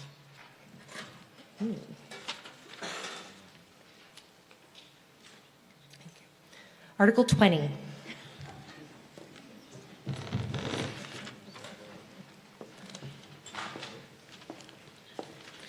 Article 20 is on page 44 of your handbook, and it requires a majority vote. Does the Select Board have a positive motion on Article 20? We do, Madam Moderator. Thank you. I recognize Anne-Marie Sarunian. We move that the town vote upon the recommendation of the Community Preservation Committee to raise and appropriate and reserve the sum of $1,931,502.05 for the Community Preservation Fund Special Purpose Reserves listed in the Community Preservation Fund Committee report as printed below, and to meet the appropriations in reserve to appropriate the sum of $1,931,502.05 from fiscal year 2020 estimated CPA revenues. Item A, Community Preservation Reserve for Open Space, $1,502,279.37. B, Reserve for Community Housing, $214,611.34, and Historic Preservation, $214,611.34, for a total of reserves of $1,931,502.05. You have the floor. An aye or yes vote in favor of the motion would fund the annual operating and administrative expenses of the community. Would set forth the expenses as stated in the motion in the Article 20. A no or nay vote would oppose. The Select Board voted unanimously 5-0 to recommend approval of this article. Thank you. Does the Finance Committee have a recommendation? Yes, Madam Moderator. I recognize Tom Joyce. The Finance Committee voted unanimously 5-0 to recommend approval. Thank you. Is there any discussion on Article 20? Seeing and hearing none, we can move to a vote on Article 20. Article 20 requires a simple majority vote. We're going to do a voice vote. All those in favor of Article 20, please indicate by saying now. Yes, now. Sorry. All those opposed to Article 20, please indicate by saying no, now. I declare the ayes have it. I declare the motion is passed. All right, we have 3 articles left. Article 12. 2 articles. I don't know what everyone's waiting for. Sorry. All right, Article 12 on page 34 of your handbook requires a majority vote. Does the Select Board have a positive motion on Article 12? Yes, we do. I recognize Peter Meyer. We move that the town vote upon recommendation of the Community Preservation Committee to raise and appropriate and reserve a sum of $400,000 for the Catomet Schoolhouse Hard Court project and to transfer $400,000 from open space and recreation reserves. You have the floor. This project is part of a broader strategic initiative that began when the Bourne Select Board charged the Recreation Committee with completing a comprehensive outdoor recreation facility assessment. Through this assessment, existing outdoor recreation amenities were evaluated and ranked based on condition, safety, and long-term viability, with priority projects identified for repair or reconstruction. Implementation of this plan began with the Community Center Playground, which opened in July 2025. In addition, 3 Community Preservation Committee funded projects are currently underway: the Jason Comoletti Basketball Court, the Bourne Community Center All-Wheel Park, and Chester Park Recreation Area. The next priority identified in the assessment is the Catomet Schoolhouse Hard Court. According to the Community Preservation Committee database, the hard courts were refurbished in 2015 and again in 2023. In 2023, the Recreation Committee undertook rehabilitation efforts, including crack filling and surface repairs, to extend the court's usability and safety. At that time, it was understood that those repairs were temporary in nature, not guaranteed, and would not extend beyond approximately 5 years. Since that rehabilitation work, the court has continued to deteriorate. The surface has begun lifting, new cracks have developed, and the overall condition has declined further, and it's no longer feasible or fiscally responsible to continue investing in repetitive short-term repairs. The surrounding fencing is also in significant disrepair. Fence posts have developed large holes which birds are now inhabiting. Sections of the fencing are leaning and falling. Large trees are growing through portions of the fence line, and there's a substantial hole in the existing chain link. The condition of the fencing presents both safety concerns and aesthetic challenges, particularly given the historic nature of the site. The Catomet Schoolhouse is a historic property, and maintaining its character is paramount. The proposed project includes full demolition of the existing court, 56 feet by 100 feet, and reconstructing using post-tension concrete. Post-tension concrete is designed to reduce cracking and minimize long-term maintenance costs. The 8-foot-tall perimeter fencing will be replaced with custom apex fencing to match the aesthetics of the current design to provide a clean, cohesive appearance appropriate to the historic setting. As this will constitute new construction, the project will comply with all applicable Massachusetts ADA requirements. Accessible parking spaces will be added adjacent to the courts to improve accessibility while ensuring that they are not located at the foot of the historic schoolhouse. The layout will be designed to preserve the visual integrity of the property. After obtaining project estimates, the Recreation Committee is requesting $400,000 in community preservation funding to complete the demolition, reconstruction, fence replacement, and accessibility improvements. A full reconstruction will provide a safe, accessible, and historically sensitive recreation amenity for residents while significantly reducing recurring maintenance expenses in the years ahead. Accessibility is a critical component to this project. The current hard court is not ADA compliant. There is no accessible pathway leading to the court, and accessible parking is not provided adjacent to the facility. The existing topography of the property causes the court to sit in a bowl with surrounding grade elevation sloping downward towards the plane surface. This configuration further complicates access and creates additional barriers for individuals with mobility challenge. As it stands, there is no compliant or equitable route for individuals with disability to independently access this public recreational space. Because of this project constitutes new construction, it will be designed in full compliance with Mass ADA regs. The redevelopment will include designated accessible parking spaces located to the courts will be thoroughly cited as to not detract from historical schoolhouse. The project would also include construction of a compliant accessible route that addresses the existing grade challenges and provides safe, independent access from the parking lot to the court surface. Ensuring accessibility is not the only regulatory requirement, but is a reflection of the town's commitment for equitable, inclusive recreation opportunities for all members of the community. A yes or aye vote in favor of this motion provided Yes, so I vote in favor of the motion provided funded for the proposed project as recommended by the CPC. A no or nay vote opposes the motion means the funding will not be provided and the project will not proceed at this time. The Select Board voted unanimously 5-0-0 to recommend approval. Thank you. Does the Finance Committee have a recommendation on this article? Yes, we do. I recognize Amanda Bongiovanni. The Finance Committee voted unanimously 5-0-0 to recommend approval. Thank you. I see that we have a speaker. Good evening. My name is Alice Howe, and I live in Pocasset, and I'm a member of the Recreation Committee. Peter really just read everything about this Katomet Schoolhouse courts, and it is the historic landmark is a wonderful asset that we have in Katomet. And we also have the courts in front of it. And I played there yesterday and today, and one court has a 3-foot crack in it. There is a hole in the fencing that is chain link that is 4 feet high. And at the other end of the courts, there are chain link fence that has scooped up, or it's curled under or curled up, so that we're pretty experienced that we're careful not to get impaled by those fencing.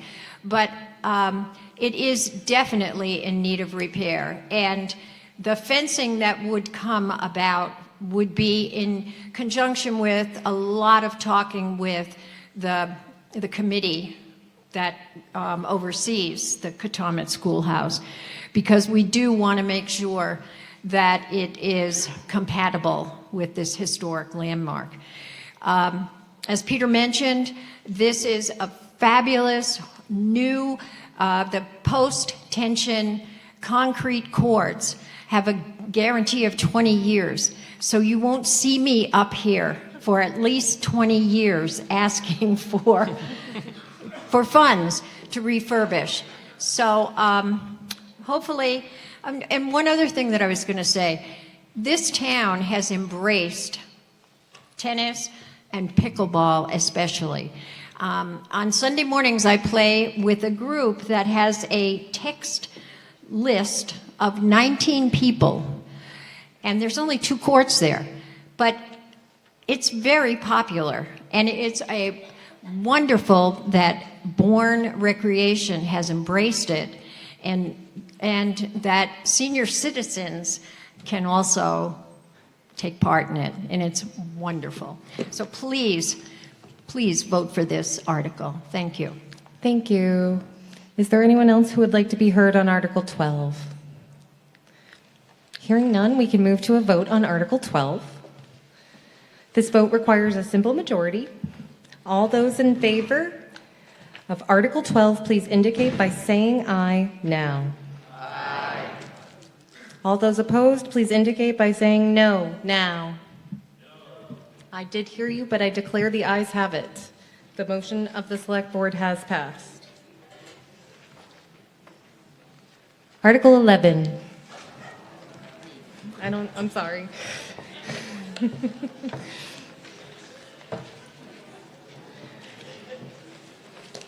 Article 11 on page 33 of your handbook requires a simple majority vote. Does the Select Board have a positive motion on this article? We do, Madam Moderator. I recognize Melissa Ferretti. We move that the town vote to hear reports and recommendations of committees and state and their town officers. Second. You have the floor. Okay. Yes or I vote in favor of this motion would allow committees and officers to address town meeting and provide an update on their work. A no or nay vote opposed to the motion would not allow representatives to provide the report to town meeting. Select Board voted 5-0-0 to recommend approval of the article. Thank you. Does the Finance Committee have a recommendation on this article? Yes, we do, Madam Moderator. I recognize Jim Sullivan. The Finance Committee voted 5-0-0 to recommend approval of this article. Thank you.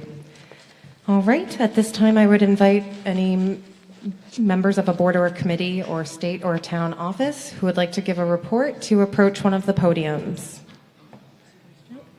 I know, I'm just looking just to see if there is any before we vote. All right, we're going to move to a vote on Article.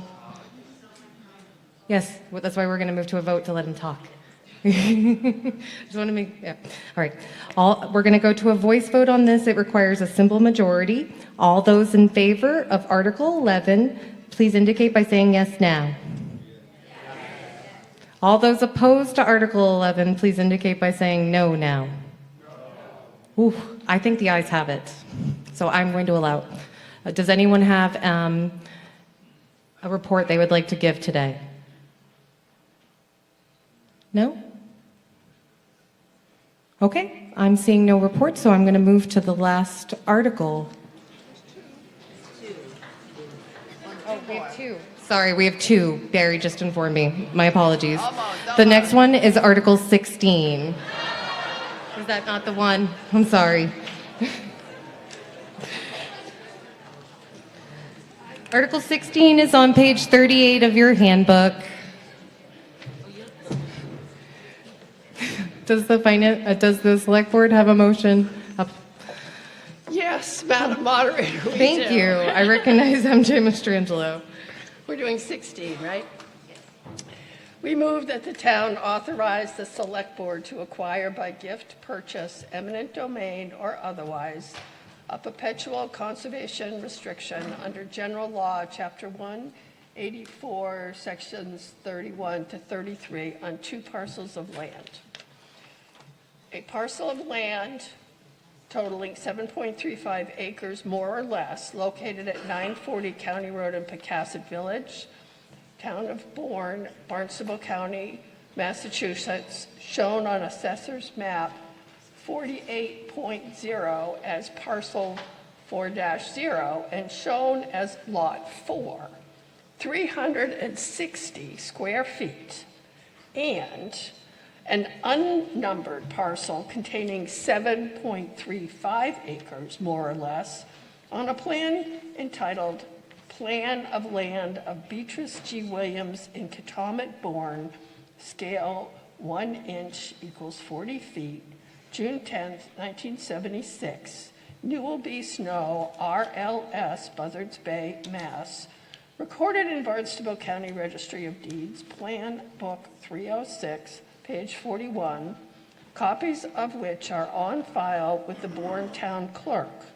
for conservation and passive recreation purposes for the general public, consistent with provisions of General Law, Chapter 40, Section 8C, 310 CMR 22-00, and Article 97 of the Amendments to the Constitution of the Commonwealth of Massachusetts, upon such terms and conditions deemed to be in the best interests of the town by the Select Board, and further for the purposes of said acquisition, to appropriate and reserve the sum of $335,000 from the Open Space Reserve Fund to pay the costs of said acquisition, including all other costs, fees, and expenses incidental and related thereto, provided further that the Select Board and the Conservation Commission shall have the authority to enter into all agreements and execute any and all instruments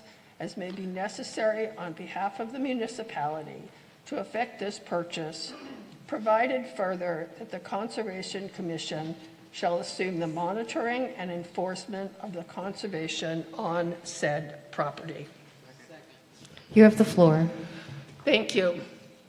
This article would enable the town to continue its partnership with the nonprofit Bourne Conservation Trust, working together to preserve critical open space. In this case, 7.35 acres abutting the 50-acre forest property owned by the county, former hospital, on which the town holds the existing permanent conservation restriction, which abuts the other conservation land. The map of the parcel is shown in Appendix D on page 122 of the voter handbook. The 7.35 acres is comprised of a small .01 acre triangle section at the top of the access point to County Road that is 360 square feet, and 7.34 acres, which is the main piece of the parcel, for a total of 7.35 acres. Bourne Conservation Trust would own the land subject to a permanent conservation restriction held by the Bourne Conservation Commission. The restriction would guarantee that the land remains in open space and that it will be open to the public. The Community Preservation Committee Open Space and Recreation Reserve Fund can fully fund the requested amount without borrowing. No general municipal revenues are being used for this acquisition. The acquisition is a good example of what can be achieved when the Bourne Conservation Trust and the town work together to preserve open space for the public. This 7.35 acre parcel has an appraised market value of $700,000.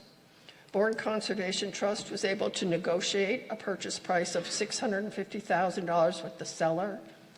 The conservation restriction purchase splits the cost of acquisition equally between the Bourne Conservation Trust and the town using open space recreation funds designated for this purpose. Preservation of open space and recreational land open to the public is critical to the future of Cape Cod, and so that we do not overtax our limited resources and keep our open space and recreational property open to the public for the use of all. A yes or aye vote in favor of the motion would approve the town's purchase of a conservation restriction on the property so that the land remains open space and open to the public as recommended by the Community Preservation Committee and the Open Space Committee. A no or nay vote opposed to the motion would mean that the town would not provide CPC funding assistance to this open space project. The Select Board voted 4 in favor and 1 opposed to recommend approval of the motion on Article 16. Thank you. Does the Finance Committee have a recommendation on this article? Yes, we do, Madam Moderator. I recognize Jim Sullivan. The Finance Committee voted 4-0 with 1 abstention to recommend approval of this article. Thank you. Is there any discussion on Article 16?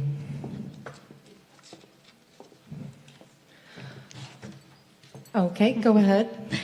I was the dissenting vote. Ooh. For a couple of reasons. Last year, as you know, we expended $2 million for some open space. I love the outdoors. I love open space. I'm a hiker myself. I hiked 12 miles this past Saturday with a fellow hiker here in the audience at Four Ponds and the town forest. For me, the priority this year and its competing funds is the recreation, our playgrounds, our ball fields, our pickleball courts and tennis courts, and bringing them up to the 21st century. They are in dire need of repairs, and there are competing funds, and as well as finding that healthy balance, along with the concern for our housing crisis. We have a crisis here. We're doing a tremendous amount of work, being an MBTA community and reaching our 10%. We've got some great housing projects, affordable housing projects, but we cannot forget about opportunities for families to buy property and build a single-family home and creating neighborhoods. Our growth is down 12%, and when we have a budget for a town that relies heavily on property taxes, our property taxes, to generate that revenue, to pay for the resources and the services we have in this community, we need to generate additional revenue. And the best way to do that is for additional single-family homes, when 83%, I believe, of our budget is from residential property. 78% of that 83 is residential, the rest is industrial and commercial. So for those reasons, my vote was no. Okay. Is there anyone else who would like to be heard on Article 16? Madam Moderator, Yes, go ahead, Ms. Mastrangelo. I had more notes. I was trying to shorten my presentation. No, it's fine. After this town meeting, the projected balance in the open space recreation reserves will be $1,989,835. That information is on page 123 in Appendix D of the voter handbook. The preliminary subdivision plan created 5 lots on the 7.34 acres with an individual lot valuation of $350,000 per lot for 5 lots, totaling $1,750,000. It is unlikely that this property would be used for affordable housing because after the approximately $1 million in expenses to develop the property into 5 lots, the developer has to make profit. Residential housing is not a revenue enhancement for the town. The services of residential housing generally exceed the cost of the tax revenue received. This project, and we've lost, I think it's really important, the project and the partnership we have with Bourne Conservation Trust, because they are able, when a property becomes available that is suitable. This property abuts the county property, which abuts another property, which abuts another property. That's all recreation. This is a huge parcel of recreation open to the public for trails. It's really beneficial. And they watch and they say, where's the properties that are going to meet our open space needs and make sense for us, for Bourne Conservation Trust to invest in, and for the town of Bourne to invest in. I think this is a really important piece. I think it's a good piece. And I think continuing this, because they can go in and make the deal, and then we can help them and support by sharing the costs for the conservation restriction and guaranteeing that it's open to the public in the future. Thank you. Thank you. Is there anyone else who would like to be heard on Article 16? Seeing and hearing none, we can move to a vote on Article 16. Article 16 requires a majority vote. All right, I'm going to try a voice vote. All those in favor of Article 16, please indicate by saying aye. Aye. All those opposed, please indicate by saying no. I declare the ayes have it. The motion has passed. And that brings us to...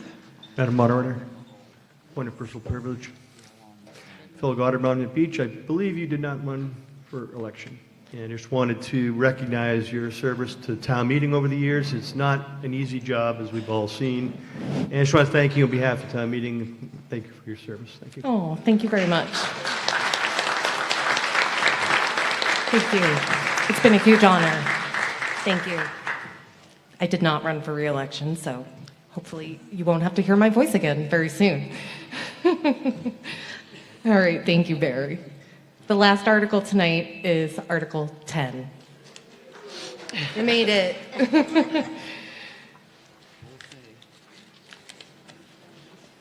All right. Article 10 on page 32 of your handbook requires a 2/3 majority vote. Does the Select Board have a positive motion on Article 10? Yes, Madam Moderator, we do. Thank you. I recognize Mary Jane Mastrangelo. Thank you. We move that the town vote to appropriate the sum of $1,038,373.70 for the purpose of temporary repairs and resurfacing of Terra Terrace, Eldridge Street, and Eldridge Street Extension, located in the Monument Beach section of the town, finding that such repairs are required by public necessity and convenience, and further to authorize the Select Board and the town administrator to proceed with such temporary repairs and to take such other actions as may be necessary to effectuate the purpose of this motion, and further to authorize the town treasurer, with the approval of the Select Board, to borrow said sum under and pursuant to Massachusetts General Laws, Chapter 44, Section 7, or any other enabling authority, and to issue bonds or or notes of the town therefore. Such borrowed funds to be repaid to the town through betterment assessments as provided in section 3.1.28 of the town of Bourne bylaws and pursuant to the provisions of the Massachusetts General Laws, Chapter 80. You have the floor. Thank you. As I explained before, if a road constructed in the town and is not accepted by town meeting, it remains a private road because the ownership of the road remains private, even if the road is open to the public, and the homeowners on the road are responsible for maintaining the road because it is privately owned. There are many roads in Bourne that have not been accepted and have fallen into disrepair. In this case, the homeowners on the road have gone through a lengthy process under the town bylaw 3.1.28 for temporary repair of private roads that allows the town to handle the repairs to the roads and the homeowners on the road to be assessed a betterment on their property taxes to pay for the repairs based on road frontage. The town bylaw requires that said repairs be undertaken only if petitioned for or by the abutters who own at least 50% of the lineal footage of such a way, and only if the select board shall declare that such repairs are required by the public necessity and convenience. The scope of temporary repairs includes filling and patching potholes or cracks, grading and leveling surfaces, installation of guardrails or other infrastructure, installation of stormwater drainage infrastructure, cleaning of catch basins and drainage structures, skim coating or armor coating of road surfaces, reconstructing a way, including the removal of roadway surface, and regarding the installation of fill and roadway surface materials, including asphalt and concrete, and other temporary repair that the superintendent of public works determines to be necessary to protect the public health, safety, or welfare. The repairs are considered temporary because the repairs do not include all of the engineering and repairs necessary to have the road accepted by the town. In this particular case, the full road acceptance was not pursued due to the cost. The option would require significant upfront legal and engineering fees from abutters and was estimated to cost approximately $1 million more than the temporary repairs under this temporary repair bylaw. And they decided that they would pursue the temporary repairs instead. So in this case, the total repairs for Terra Terrace, Eldridge Street, and Eldridge Street Extension are estimated at up to $1,338,373.70. The homeowners will pay the cost with betterments assessed on their property taxes for up to 20 years they have to pay. The homeowners on these roads have worked hard to gather signatures and work through the lengthy process of petitioning to get their roads repaired. Anyone who has driven on these roads knows the importance of these repairs. I urge you to approve this article to repair Terra Terrace, Eldridge Street, and Eldridge Street Extension that has been requested by the majority of homeowners on the roads. A yes or aye vote in favor of the motion allows these private roads to be repaired and the cost paid by tax betterments assessed to the homeowners on the road. A no or nay vote opposed to the motion would mean the road would not be repaired through the betterment process. The Select Board voted unanimously 5-0-0 to recommend approval of the motion under Article 10. Thank you. Does the Finance Committee have a recommendation on this article? Yes, Madam Moderator. For the last time, we do. Thank you. I recognize Tom Joyce. The Finance Committee voted unanimously to recommend approval. Thank you. Would anyone like to be heard on Article 10? Yes, please go ahead. Thank you, Madam Moderator. Bill Chapman. The article as presented does not conform with the bylaw that was just read before us, okay? Thank you for reading that. But you mentioned the way, okay? The way, meaning singular. That bylaw is intended for a single street with the multiple residents on that street making that decision. That bylaw does not make reference of combining 4 streets. To conform with this bylaw as just read, these 4 roads need to be split up and looked at individually, which is the way it should have been done in the first place anyways. There was no reason to combine 4 streets. But if you read the language of that bylaw that you just read to us, the article must be amended or postponed indefinitely. Thank you. I'm going to see if Can I there's just clarify something? I wasn't reading the bylaw. I was reading from the guide that the engineering department has on the road. So it is just a guideline. I'm just going to ask someone from the town to please explain why this article was written this way. Or Mr. Leiden, are you able to, or Mr. Bertram, do we have a sense of the legality that was on the table here? It's legal as written? Yeah. Please. We're going to hear town council will respond to this question. Thank you.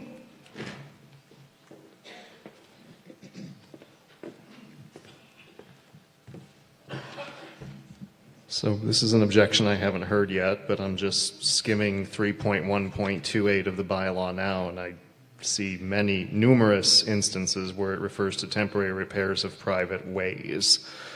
I don't think I would interpret the bylaw to be that restrictive, no. Thank you. Thank you, Mr. Chapman. Is there anyone else who would like to be heard on this article? Mr. Leiden, go ahead. Tim Leiden, Town Engineering Department. Just to respond directly to that.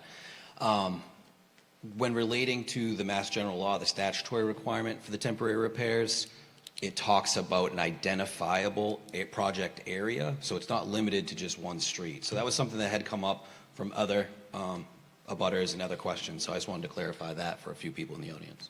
Thank you. I see there are 2 folks who would like to be heard over here. Hi, my name is Ashley Schultz. So I have been in this neighborhood for the past 10 years when we went through the first process of getting this done. We have been through a series of incidences regarding the condition of our roads. One being my daughter had tripped coming home from the bus stop and broke her hand. And we had to go through the process of x-rays, ultrasound. She ended up having to have surgery. She also had to go through physical therapy and other situations regarding her hand that still is not completely, 100%. We have also had instances with our vehicles and a trailer that has broken. We would love to see this done, given the amount of young families that are now in the neighborhood as well that, you see riding around on bikes and other activities that, we've experienced having injuries and whatnot. We've spent countless hours with our fellow neighbors repairing areas in the neighborhood. We would like to see it something we can be proud of, something that we enjoy walking around and enjoying it, where we have a great neighborhood, great families who live there, and we'd love to be proud of that. Thank you. Thank you. Go right ahead. Thank you. You're very welcome. Being last says I should probably be brief. I just wanted to say there were a group of us who got together 10 years ago to try to make this happen, and the town did not have the process to support it. We worked for a while on it, trying to make that happen. I thank and commend the town for making the process, for developing the rules so that we were able to move forward and do this time. We have worked with town council, we have worked with the DPW, et cetera, to make sure we followed all of the rules as it went. You will hear potentially that we didn't communicate with people, et cetera. We went door to door. There were 84 abutters along this roadway. We went door to door. We put stuff in mailboxes. We have been doing this for a year and a half. We have had public meetings. We have had work group meetings. We have invited everybody in the neighborhood to participate at the fullest. At this point, our roads are impassable. And every now and then a neighbor will fill it in with millings or whatever, but it's getting to the point where we watch the school buses, et cetera, go by, and it's dangerous. And it isn't right that it is this way. But as neighbors, we can't collect $1 million by passing a can to make this happen. We've done that to keep the roads going for the last 10 years. This doesn't come out of taxpayer dollars. All of this will be put on our tax bills. We're willing to pay it, and we're asking you to support us to put it back together. Thank you. Thank you. All right. Do you have something new to add? Yes, I do. All right, go ahead. Thank you, Madam Moderator. I'm not opposed to getting the roads done. We all agree that they are deplorable. But it was also stated right here on town meeting floor that you're responsible for the frontage in front of your house. I live in Sunset Acres too, okay? And there was a planning board decision that defined that as Sunset Acres too, and that has part of Terra Terrace on it. That's what I'm responsible for. It was also stated tonight that you're responsible for the frontage in front of your property. I'm not responsible for 3 other roads. So again, I'm not opposed to having this done. But the roads, I don't know that there's any legal bounds for me to be responsible for paying for frontage on roads that I have nothing at all to do with. Thank you. All right, is there anyone else who would like to be heard on Article 10? Seeing and hearing none, we're going to move to a vote on Article 10. This vote requires a 2/3 majority. I'm going to try it by voice. All right. All those in favor of Article 10, please indicate by saying aye now. Aye. All those opposed to Article 10, please indicate by saying no now. All right, I declare the ayes have it.